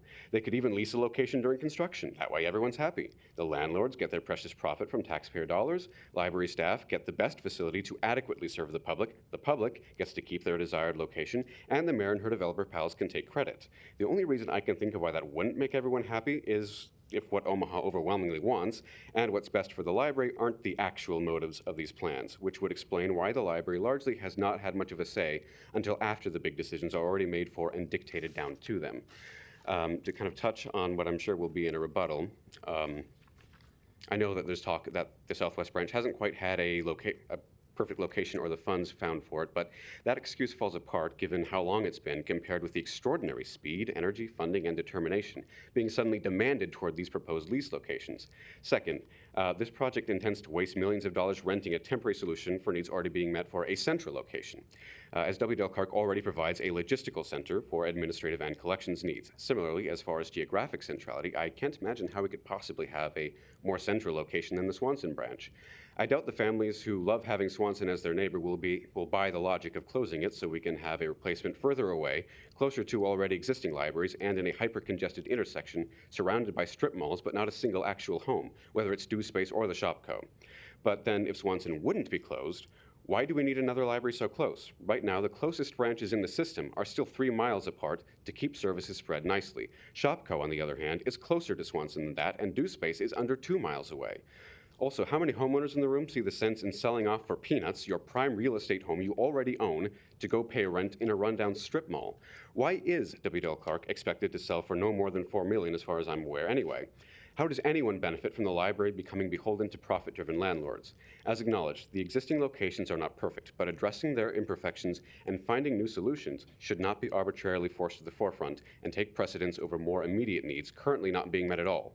Nor, for that matter, should they be inexplicably rushed and given unpopular, privately profiting solutions in second-rate locations regardless of whether greater needs have or haven't already been met.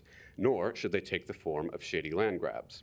If I were a corporate oligarch wanting to get my hands on an enviable piece of land but currently owned and occupied by a beloved public institution, I would probably make sure I'm cozy with the local government by, say, donating to the campaigns of potential political allies who could in turn make sure I get the land for a song.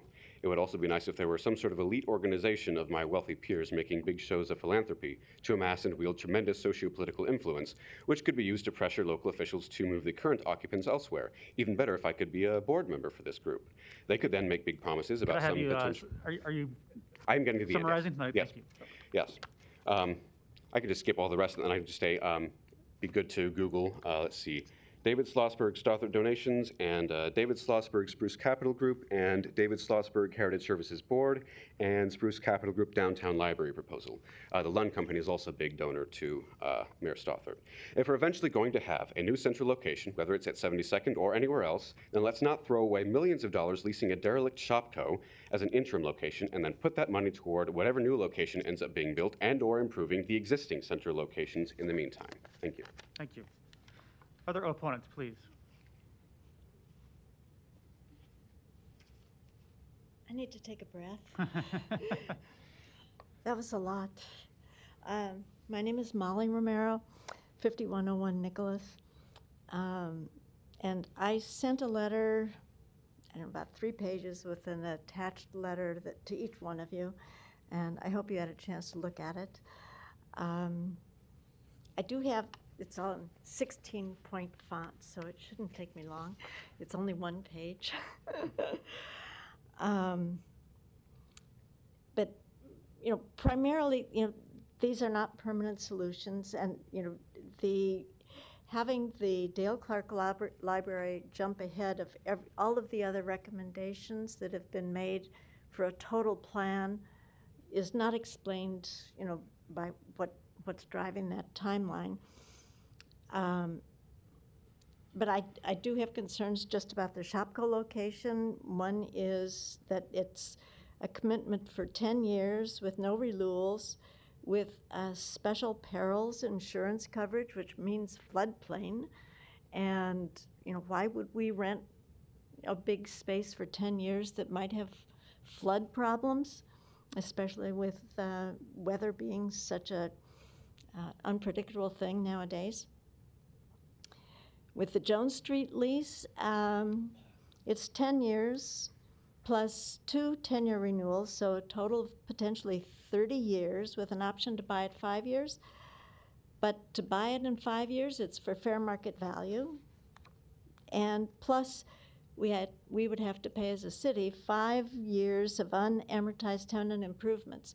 So all of the tenant improvements that are talked about that are going to be shared with White Lotus, we'd have to pay half of that if we were to buy the building. So it's not all being shared with White Lotus.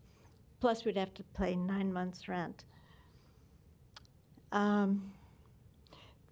The representation that we tried to keep the library as close as possible to the existing, well, I would like to say we can keep it where it is and not have the same building, and this has been done in Kansas City. The city negotiated with the developer to build a large building and house the city library in the first 2 ground floors with, pride of place at street level.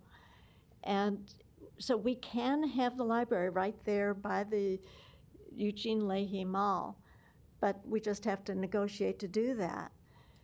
So it seems to me that we should have a plan for what we're going to do totally before we start tearing things down for any artificial deadline. So if we were to plan to work with a developer, could incorporate a new library in the building, then find temporary accommodations just for the duration of construction and move the library back in. So I guess that's my main point, where we don't have a plan for the whole thing. We just have a, let's take action before we have a plan, which seems very backwards to me. Thank you. Thank you. Other opponents, please. Thank you. Rick Fulton, 410 South 82nd Street, Omaha, Nebraska, 68114. I would agree with some of the opponents of this plan that there's really no reason to split up our main library, send our important genealogy stuff to a shopco that no one wants to occupy right now, and an old warehouse on 14th and Jones, which would take millions of dollars to renovate and then rent. So I ask myself, what is driving this process? What's the rush? Why are we doing this? And of course, you and everyone in this building knows, and it's been mentioned, and it's no secret that Heritage Services wants to build its own special library at 72nd and Dodge on the due space where they already own land. And I think the whole process has shown a lot, the mayor and some city councilmen have shown a lot of disrespect towards the public, putting the interests of developers, Mecca people, Heritage Services people above what the public wants. Look around. Hardly anybody is in favor of this plan except those that would profit from it. And we've seen Heritage Services playbook before of giving some money in exchange for total control and handing out their contracts of city money to the same people over and over again. And what I want to implore some of the city councilmen that previously voted for this plan is to remember that you represent not just Mecca people who already give away our parks and our baseball stadium. Now you want to give them our library. And I think you should put the interest of the public ahead of those that wish to profit. Thank you. Thank you. Other opponents, please.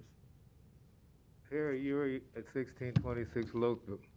I'd like to agree with the opponents concerning the library. I think the library should be a place that's centrally located, particularly in the city, that's accessible not only to the affluent and those that are more prone for gentrification throughout the city, or those that have money and have funds and whereabouts to get to here and there, but oftentimes the more indigenous people within the communities from north, south, and other parts of the city are not accessible. They don't have the same access. And I hope that this plan is not devised for the purposes of hiding and obscuring the presence of some of those indigenous and perhaps poorer people in the community who have access only by bus lines and other public transportation to get to and fro. One of the things that disturbs me about this plan from what I've read and heard thus far is the fact that the city again would be leasing property before it's renovated. And I'm not sure of all the conditions of the present library, that the Clark Library, but if there's a need of renovation for other purposes or reconstruction and redevelopment of a new library, that's also a potential. But to spend $465,000 a year to lease a land and then subsequently renovate it and perhaps then thereafter buy that same property, it seems like a waste of taxpayers' money. So I behoove the city council. I think that the city council should look at and study a little bit more in terms of whether the development and lease of another library at the 14th and Jones location would actually benefit the entirety of the city of Omaha, as opposed to those developers and proponents that want to augment oftentimes their economic positions. So that's essentially what I like to say.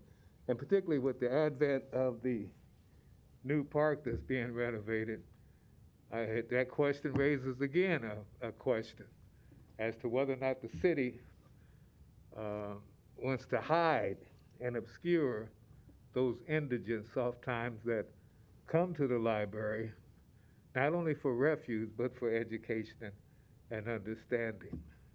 A library should be accessible to all the people.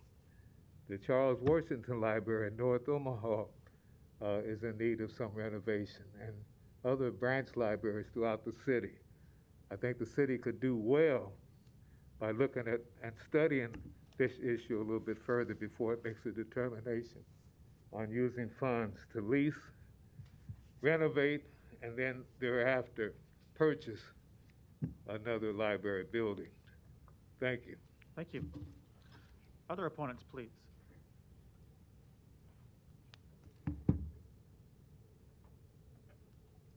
DeJuan Lamont Hayes, 5835 Corby Street.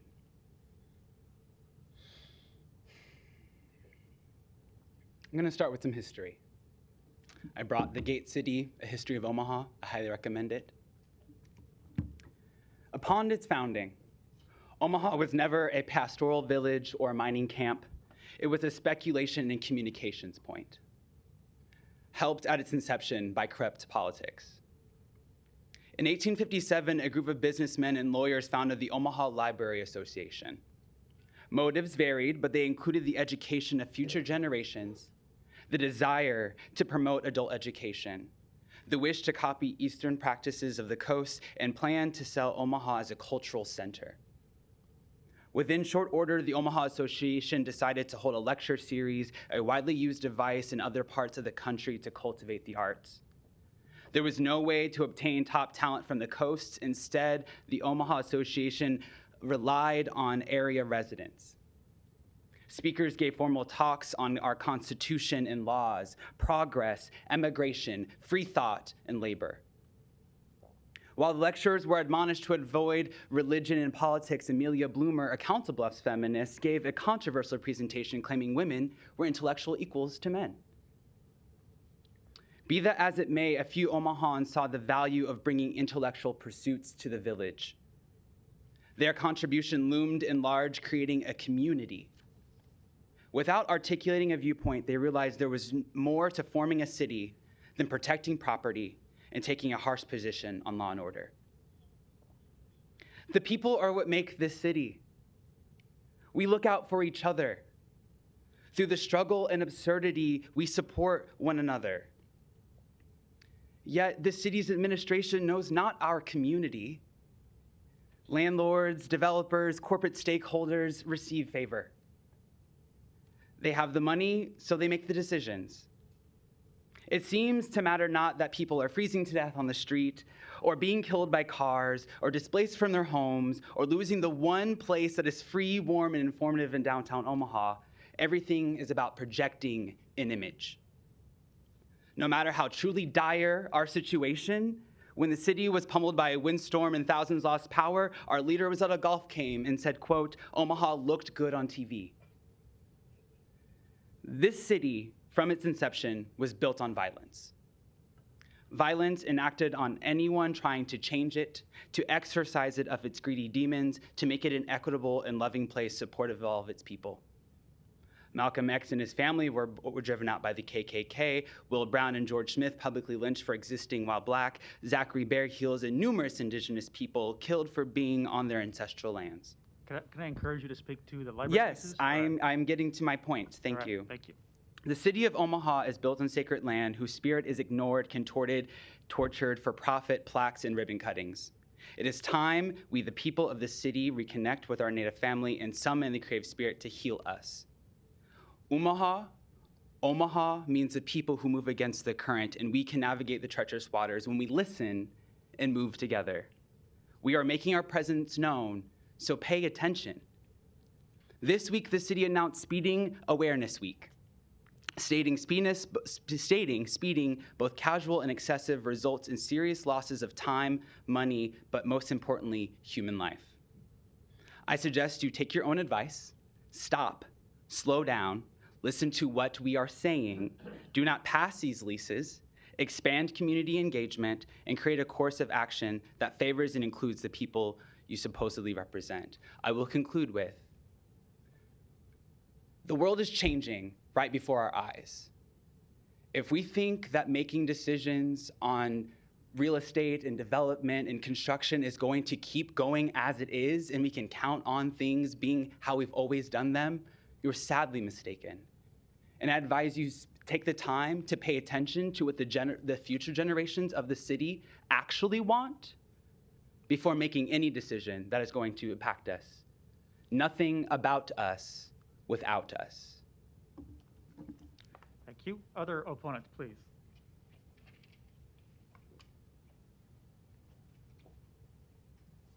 If I give this to you, these handouts for the council?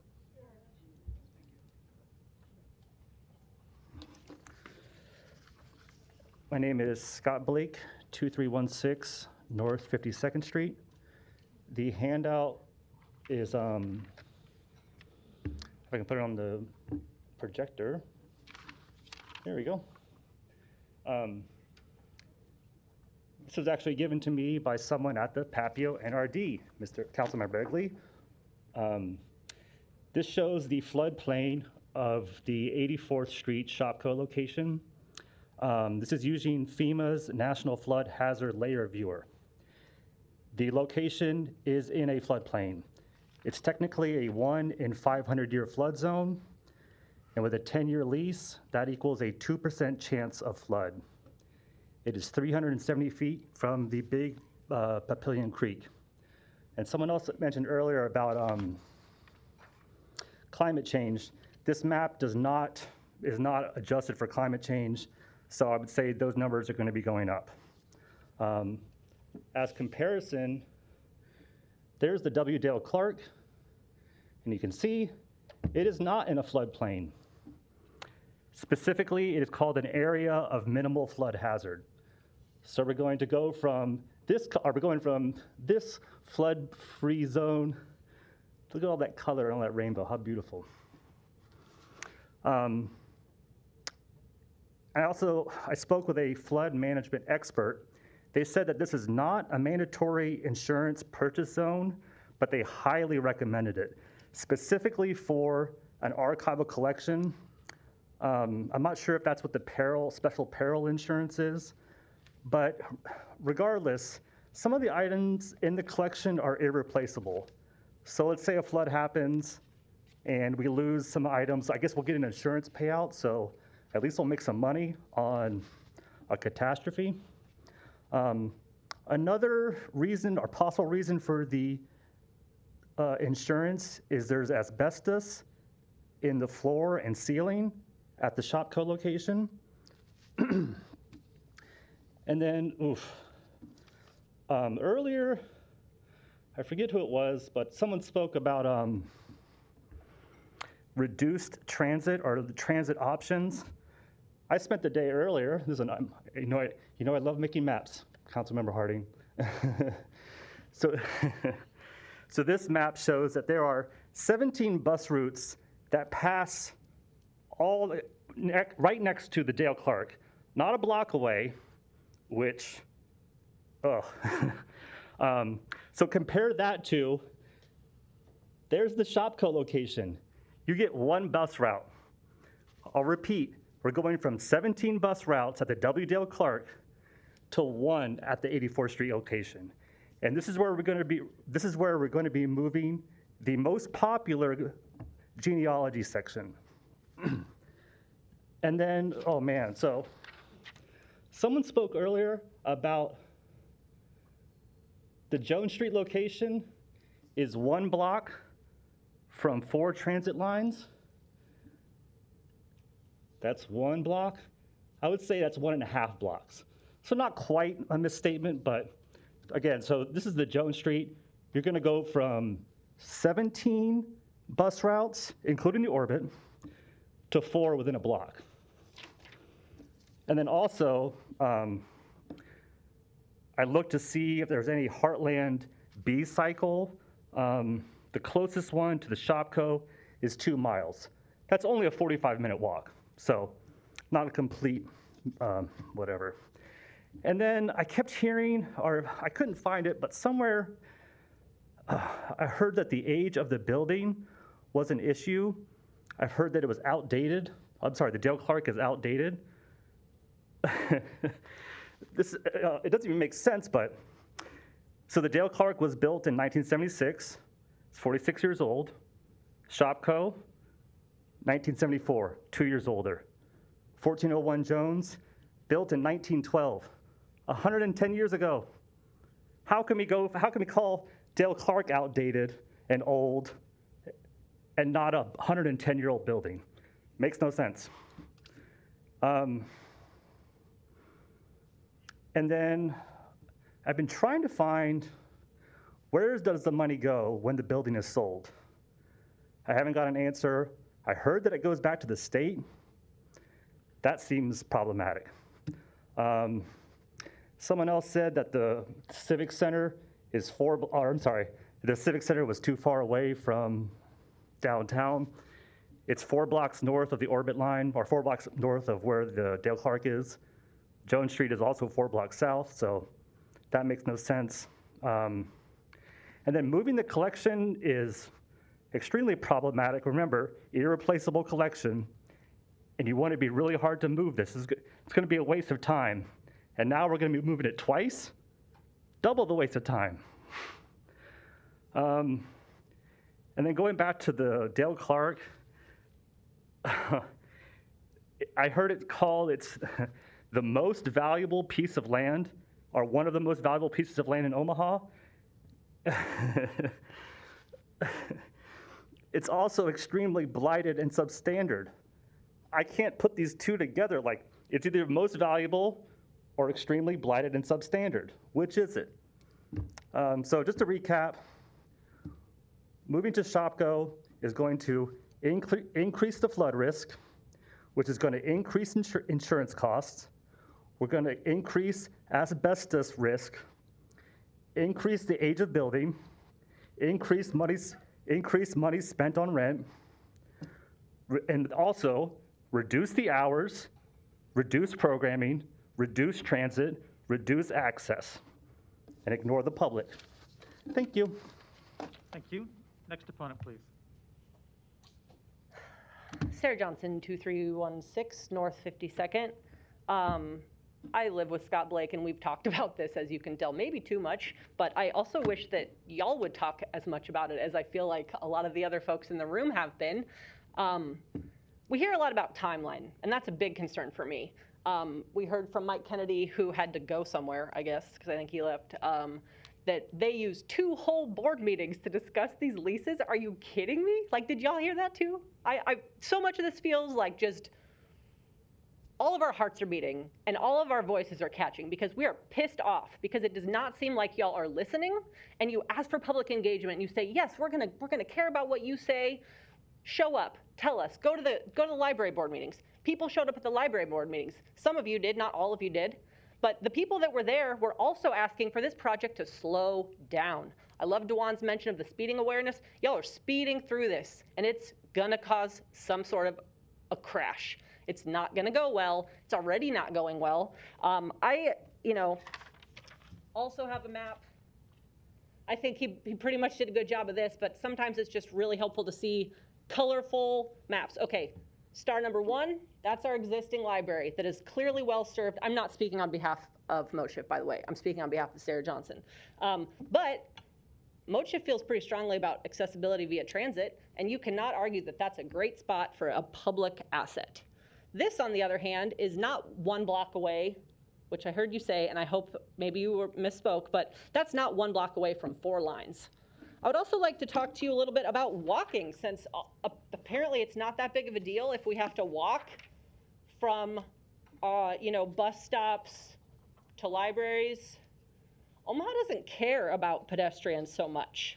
So I think that, like, again, it feels pretty futile to be up here trying to talk to y'all about this because it seems like it's already a done deal. I do have one other photo though, since we're talking about accessibility so much, which I'm glad that, you know, you're saying the words, but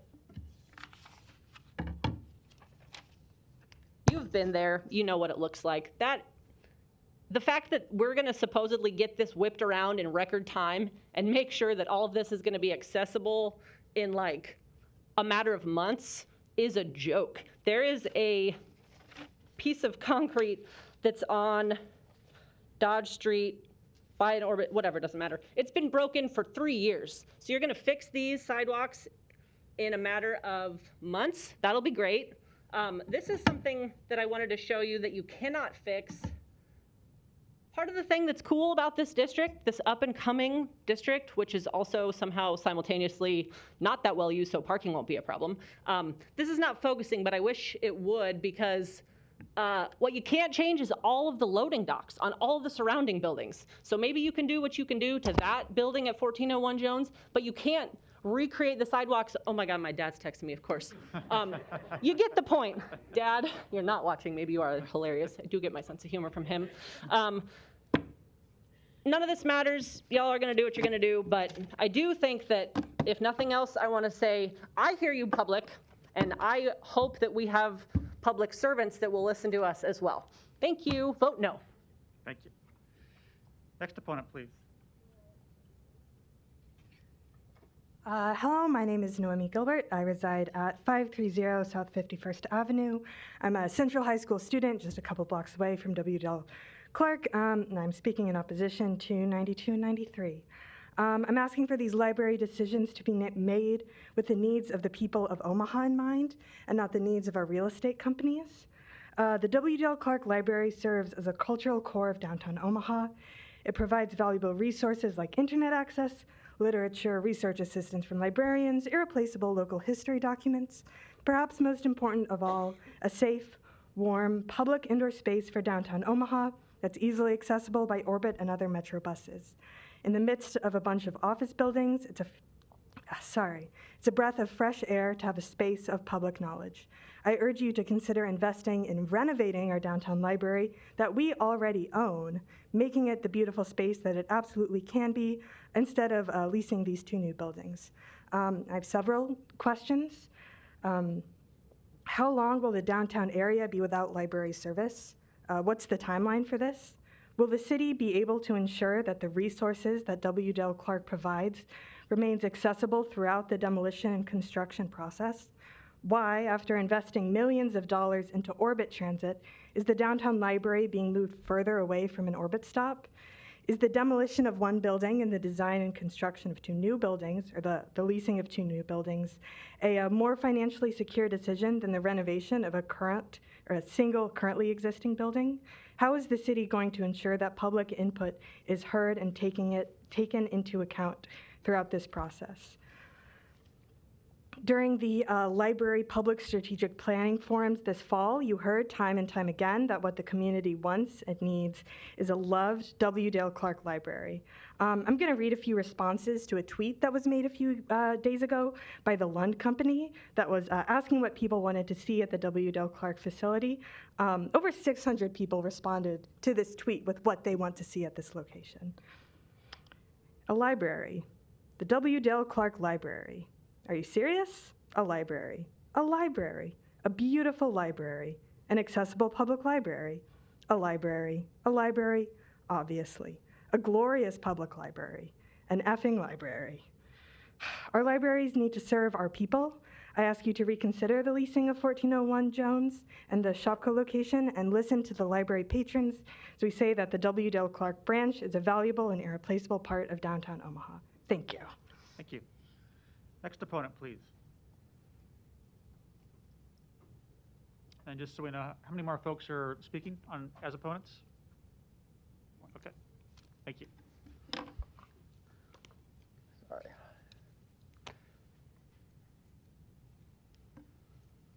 Good evening, I guess, now evening. My name is Edwin Schroeder. I reside at 621 South 15th Street, so right around the corner from the Jones Library, or future potential Jones Library. I recently moved there with my wife. We relocated from Connecticut She is now teaching at University of Nebraska Omaha, and I happen to be retired. I retired after 30 years as a librarian at Yale University and directed their Rare Book and Special Collections Library for the last 10 years. After we moved in the fall, started using the library, reusing it regularly, have had the opportunity to have a tour of the special collections, saw some amazing collections, amazing material with lots of potential use. And one of the challenges was both space, but also staffing, and how they have enough staff to do the work they need to do. And that's part of the question that I have. We keep being focused totally on facility. We're not thinking about the library as a whole.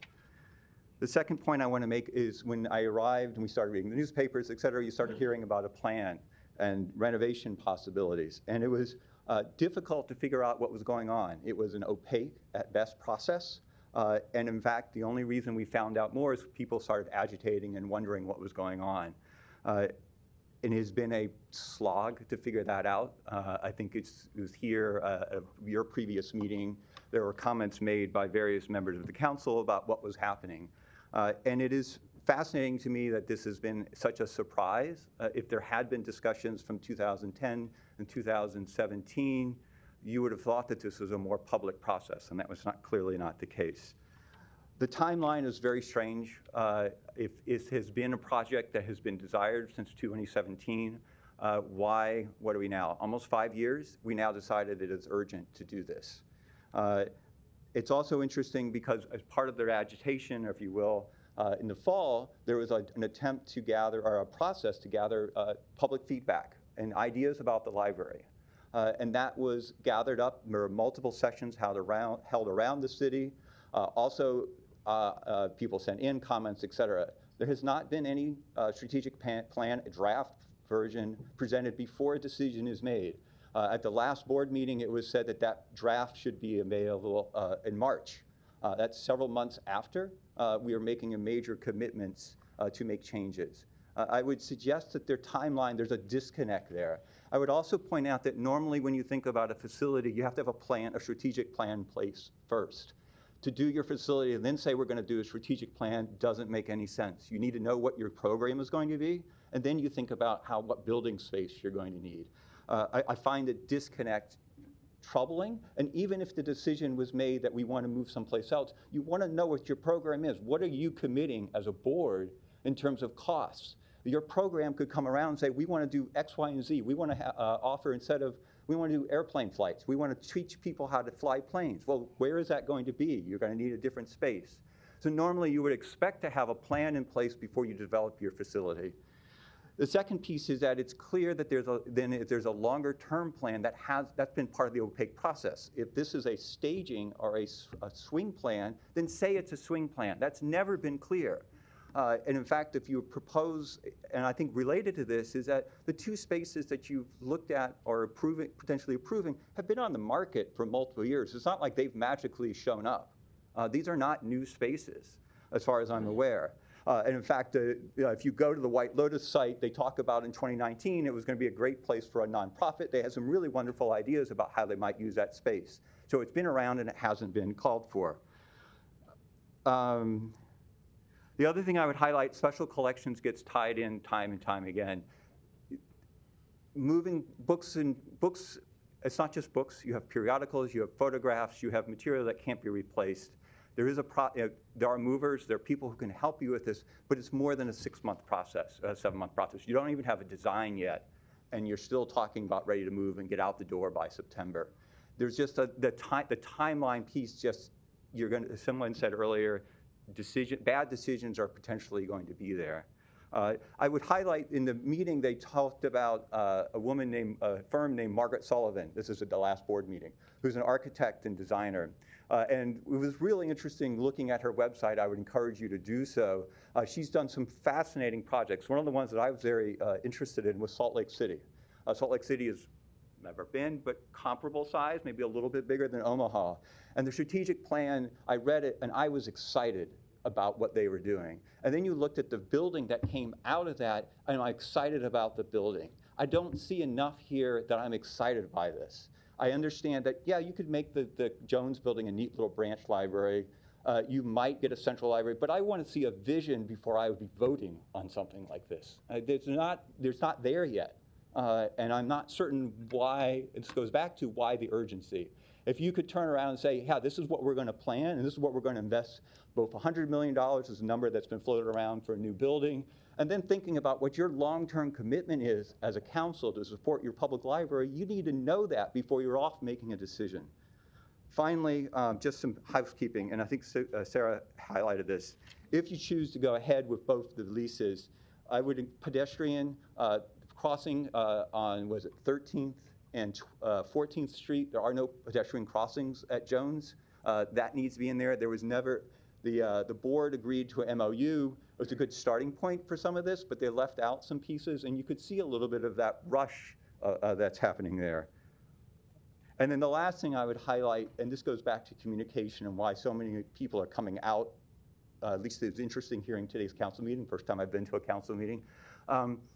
There was a woman who spoke at the end of the board meeting, and if you had a chance to listen to her, she was great.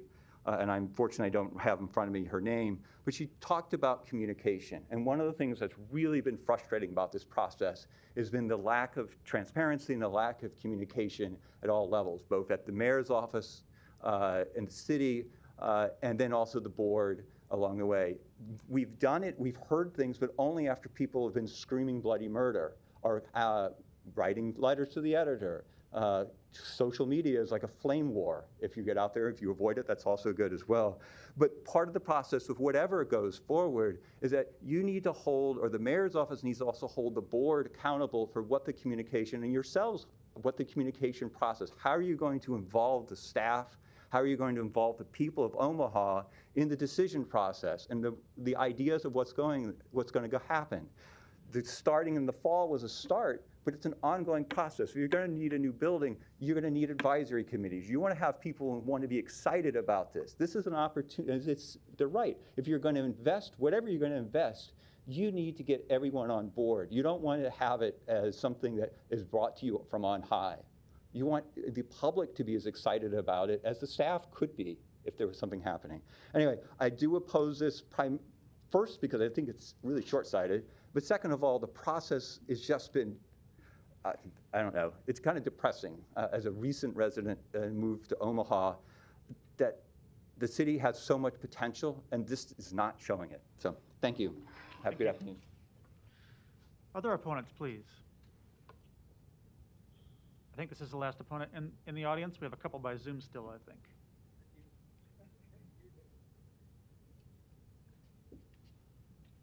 Good afternoon. My name is Kim Kalkowski. I live at 1502 South 10th Street. I appreciate you going on 4 hours now and listening to all of us. We do appreciate being heard because in opposing this, I'm not alone, and there have been a lot of us who have been terribly distressed by the lack of transparency.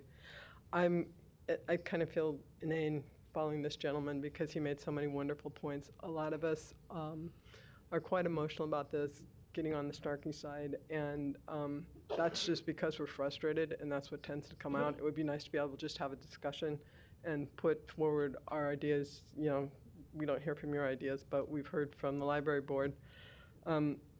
Mostly I'm wanting to know, is this plan necessary? Is it really a plan as you define a plan? And what's the rush and why now? I mean, we read in the newspaper how excited our mayor is to put forth, you know, this new revitalization effort for downtown Omaha. And I want to know why revitalizing downtown Omaha is only for retail and office space, and why not a beautiful library and cultural center which could be world class. I mean, this gentleman was talking about Margaret Sullivan. I too have been going to the library board meetings. And in the library board meetings, we stand up, and all the ones that I've gone to in every community meeting I've attended, not one person stands up and say, hey, we really like this idea. Everybody has been upset, distressed, because we don't know what's going on, and we're being presented with these opportunities of, like, now I found out floodplains and asbestos riddled. We really want to get into that with our collections. It's just, we're frustrated. I also want to know why we can't, if we're going to have a wonderful, wonderful library, can we have it right where we have our beautiful library right now, right across from the June Leahy Mall? we can, for all the money that we're going to spend renovating, paying leases, and as I understand it, we would even pay for the demolition to have a developer come in and start their shovel-ready project by December. I'm kind of wondering now how many shovel-ready products are out there that we don't even know about that are going to the ground. And I believe, Mr. Palermo, this was you taking out the MOU from the consent agenda last week. I could be wrong because I wasn't here, but Noddle was going to get $390,000 like slipped into the sludge cakes and the wastewater treatments and the lead paint abatement. All this, I mean, I went through every single article last week to the agenda to try and make sure that I could make sure nothing was happening. And then, oh, here's this little MOU that's put into the consent agenda. And it could have, like, that would have been a done deal. Then we would have owed Mr. Noddle $390,000 for nothing because it just got passed with the consent agenda. It kind of makes no sense to me. So, I don't know. I'm an old lady. I've had a library card since I was a little girl when you could print your name down at 23rd and M. And we didn't have the money to buy books. Mama put us in the car and we'd go get 6 books apiece, you know, family of 7. That was our library at home because we had a library. I love libraries. I love the idea of them. It broke my heart to hear that gentleman talking about how sad he was about our downtown library. I'm not sure where they get their funding. I'm pretty sure it's all from the city of Omaha. And I don't know how much money we put into it. I know their staff has been cut tremendously. I know their budget has not kept up or is cut.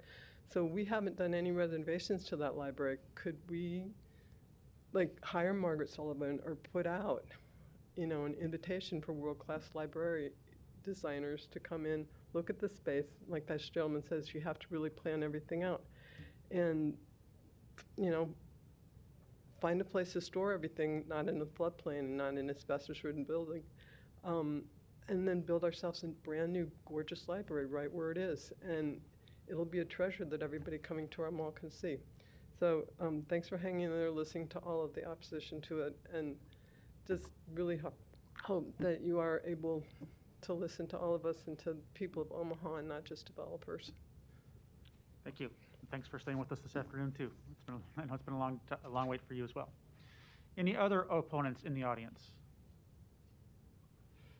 Seeing none, I'll go to Zoom and also thank the Zoomers for staying with us today. We have, I think, 2 opponents by Zoom. I'll start with Alexandria.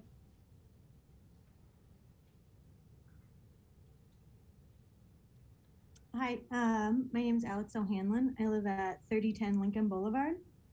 And I'm here today just to, well, via Zoom, just to go on record to request that you vote no on these lease agreements, or at the least lay them over until we have some more foundational work done. Firstly, I think we need a transparent cost analysis. The mayor needs to present the cost differences between what it would cost to move everything, lease the 2 new spaces, renovate them, possibly eventually buy one of them, and then also demolish the W. Dale Clark Library with what it would cost to renovate the current space. 2, we need an engagement process. The mayor needs to develop, present, and implement an engagement plan to help design this process. The reason that we do engagement isn't just to let folks participate, but it's necessary to co-create. It seems that whoever developed this plan failed to think through some important aspects like transportation and flood probability. And a lot of folks have brought that up and brought up some like really good ideas about how we could work around those things. So I think that the more voices we have, the more complete our plans could be. So it's not just to let people participate, but it's necessary to come up with good plans for the future of the city. 3, I think we need to finish our climate action plan before we move forward with any more demolition of especially city-owned properties. We're supposed to be developing that climate action plan with robust public engagement this year. So we need that to help us guide redevelopment and also regular development in the city. Demolition of buildings contributes to the emissions of new construction, and we need a climate action plan that can guide how we make these decisions before we demolish any functional city-owned properties. Finally, I just want to make a note about historic preservation. I am really passionate about historic preservation, and so I was really happy to see in this conversation today a lot of enthusiasm and discussion about historic preservation. And so I just hope that we can continue this enthusiasm and discussion around historic preservation more generally around development in Omaha, especially when we revisit the TIF application for the proposed Skylark development on 38th and Dodge. I don't think we need to choose between preserving 1401 Jones Street and the W. Dale Clark Library. I think they're both great buildings that deserve to be preserved. Some folks have mentioned that the Dale Clark Library is a little bit run down, but I just want to highlight that part of historic preservation is upkeep. So we need to invest in upkeeping the buildings we have now so that they don't become so dilapidated that we can't renovate them and preserve them. So with that, I just want to thank everybody that spoke today. It's really great to see everybody out. And I was really inspired. There was like so much great testimony today. So I just want to thank you for the time and encourage you to vote no on this and encourage the mayor to restart this process. And we need to start with engagement and proceed with transparency. Thank you. Thank you. David, I believe you're our last speaker tonight. There you go. I'm trying to start my video, but it won't work, and I guess that's not necessary. My name is David Shangstrom. My business address is 10306 Regency Parkway Drive, and I'm here to represent the interests of Herman and Miller LLC. One of the principals owns a business in the area near the 14th and Jones location. And specifically, I'm here to raise some of his concerns with the process. Essentially, this, as many of the other speakers alluded to or directly addressed, this process has kind of taken a lot of people by surprise. And while many of the speakers today address that from an individual perspective, I think it's also important to think about it from the perspective of business owners in the area who feel a little bit blindsided by the process.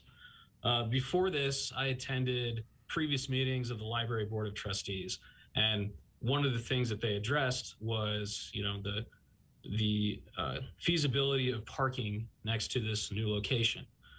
And you heard that today from the representative from the mayor's office, did a comparison of, or posited a comparison in which he said that there's slightly less parking at this new location than the previous location, but he indicated that it would be workable. The problem is, during the two previous Library Board of Trustees meetings, they had insisted that there exists an illustration, an exhibit that demonstrates how parking would be achieved at this new location. My office has reached out to the Library Board of Trustees asking for this illustration. We have yet to hear anything. And so I just want to make sure that it's part of your consideration. This information is important to businesses because businesses need a plan. I'm sure that each of the members of this council understand that. When a business can't plan, it becomes difficult to run your business. And so my concerns are, does the city council have this? I know that the representative from the mayor's office said this would come at some point, but if we don't have this information, why is it that we're considering entering this lease without that vital information? And so does the city council have it? Are they considering it? How do I get this to advocate my client's interests? And then is there any way that my client can work with the city to acquire dedicated parking rights in the area? And I think this is a dialogue we can have with the mayor's office, but in the immediate sense, I think it's important until this is figured out that we not rush the process. And so I guess I just ask the city council to delay this decision in the interests of business owners, many of them small business owners in the downtown area. Second, just general concerns. Again, my client feels kind of blindsided by this. And one of the first things that popped into their minds was this is going to be a lot of foot traffic in the area that they just don't know how to deal with. And so is there just, we don't know if the city of Omaha has a general security plan down near the current W. Dale Clark Library. Is that going to get transferred to the new location? Is there a plan to work with the small business owners in the area to discuss these plans? And if so, what are these plans? Anyway, as the last speaker today, I thank everybody that came before me. I know we're at 4 hours here, so thank you to the city council for sitting through all this. But I'd ask that you guys at least delay this decision until until a more complete review and communication of that plan can be communicated to the local business community. Thank you. Thank you. Public hearing is closed. We do appreciate everyone's testimony here tonight, and to be continued next week. No lights. Next item, please. Non-action items. Items 94 through 125 do not require a public hearing or city council consideration at this meeting, but will be placed on a future agenda for public hearing and or vote.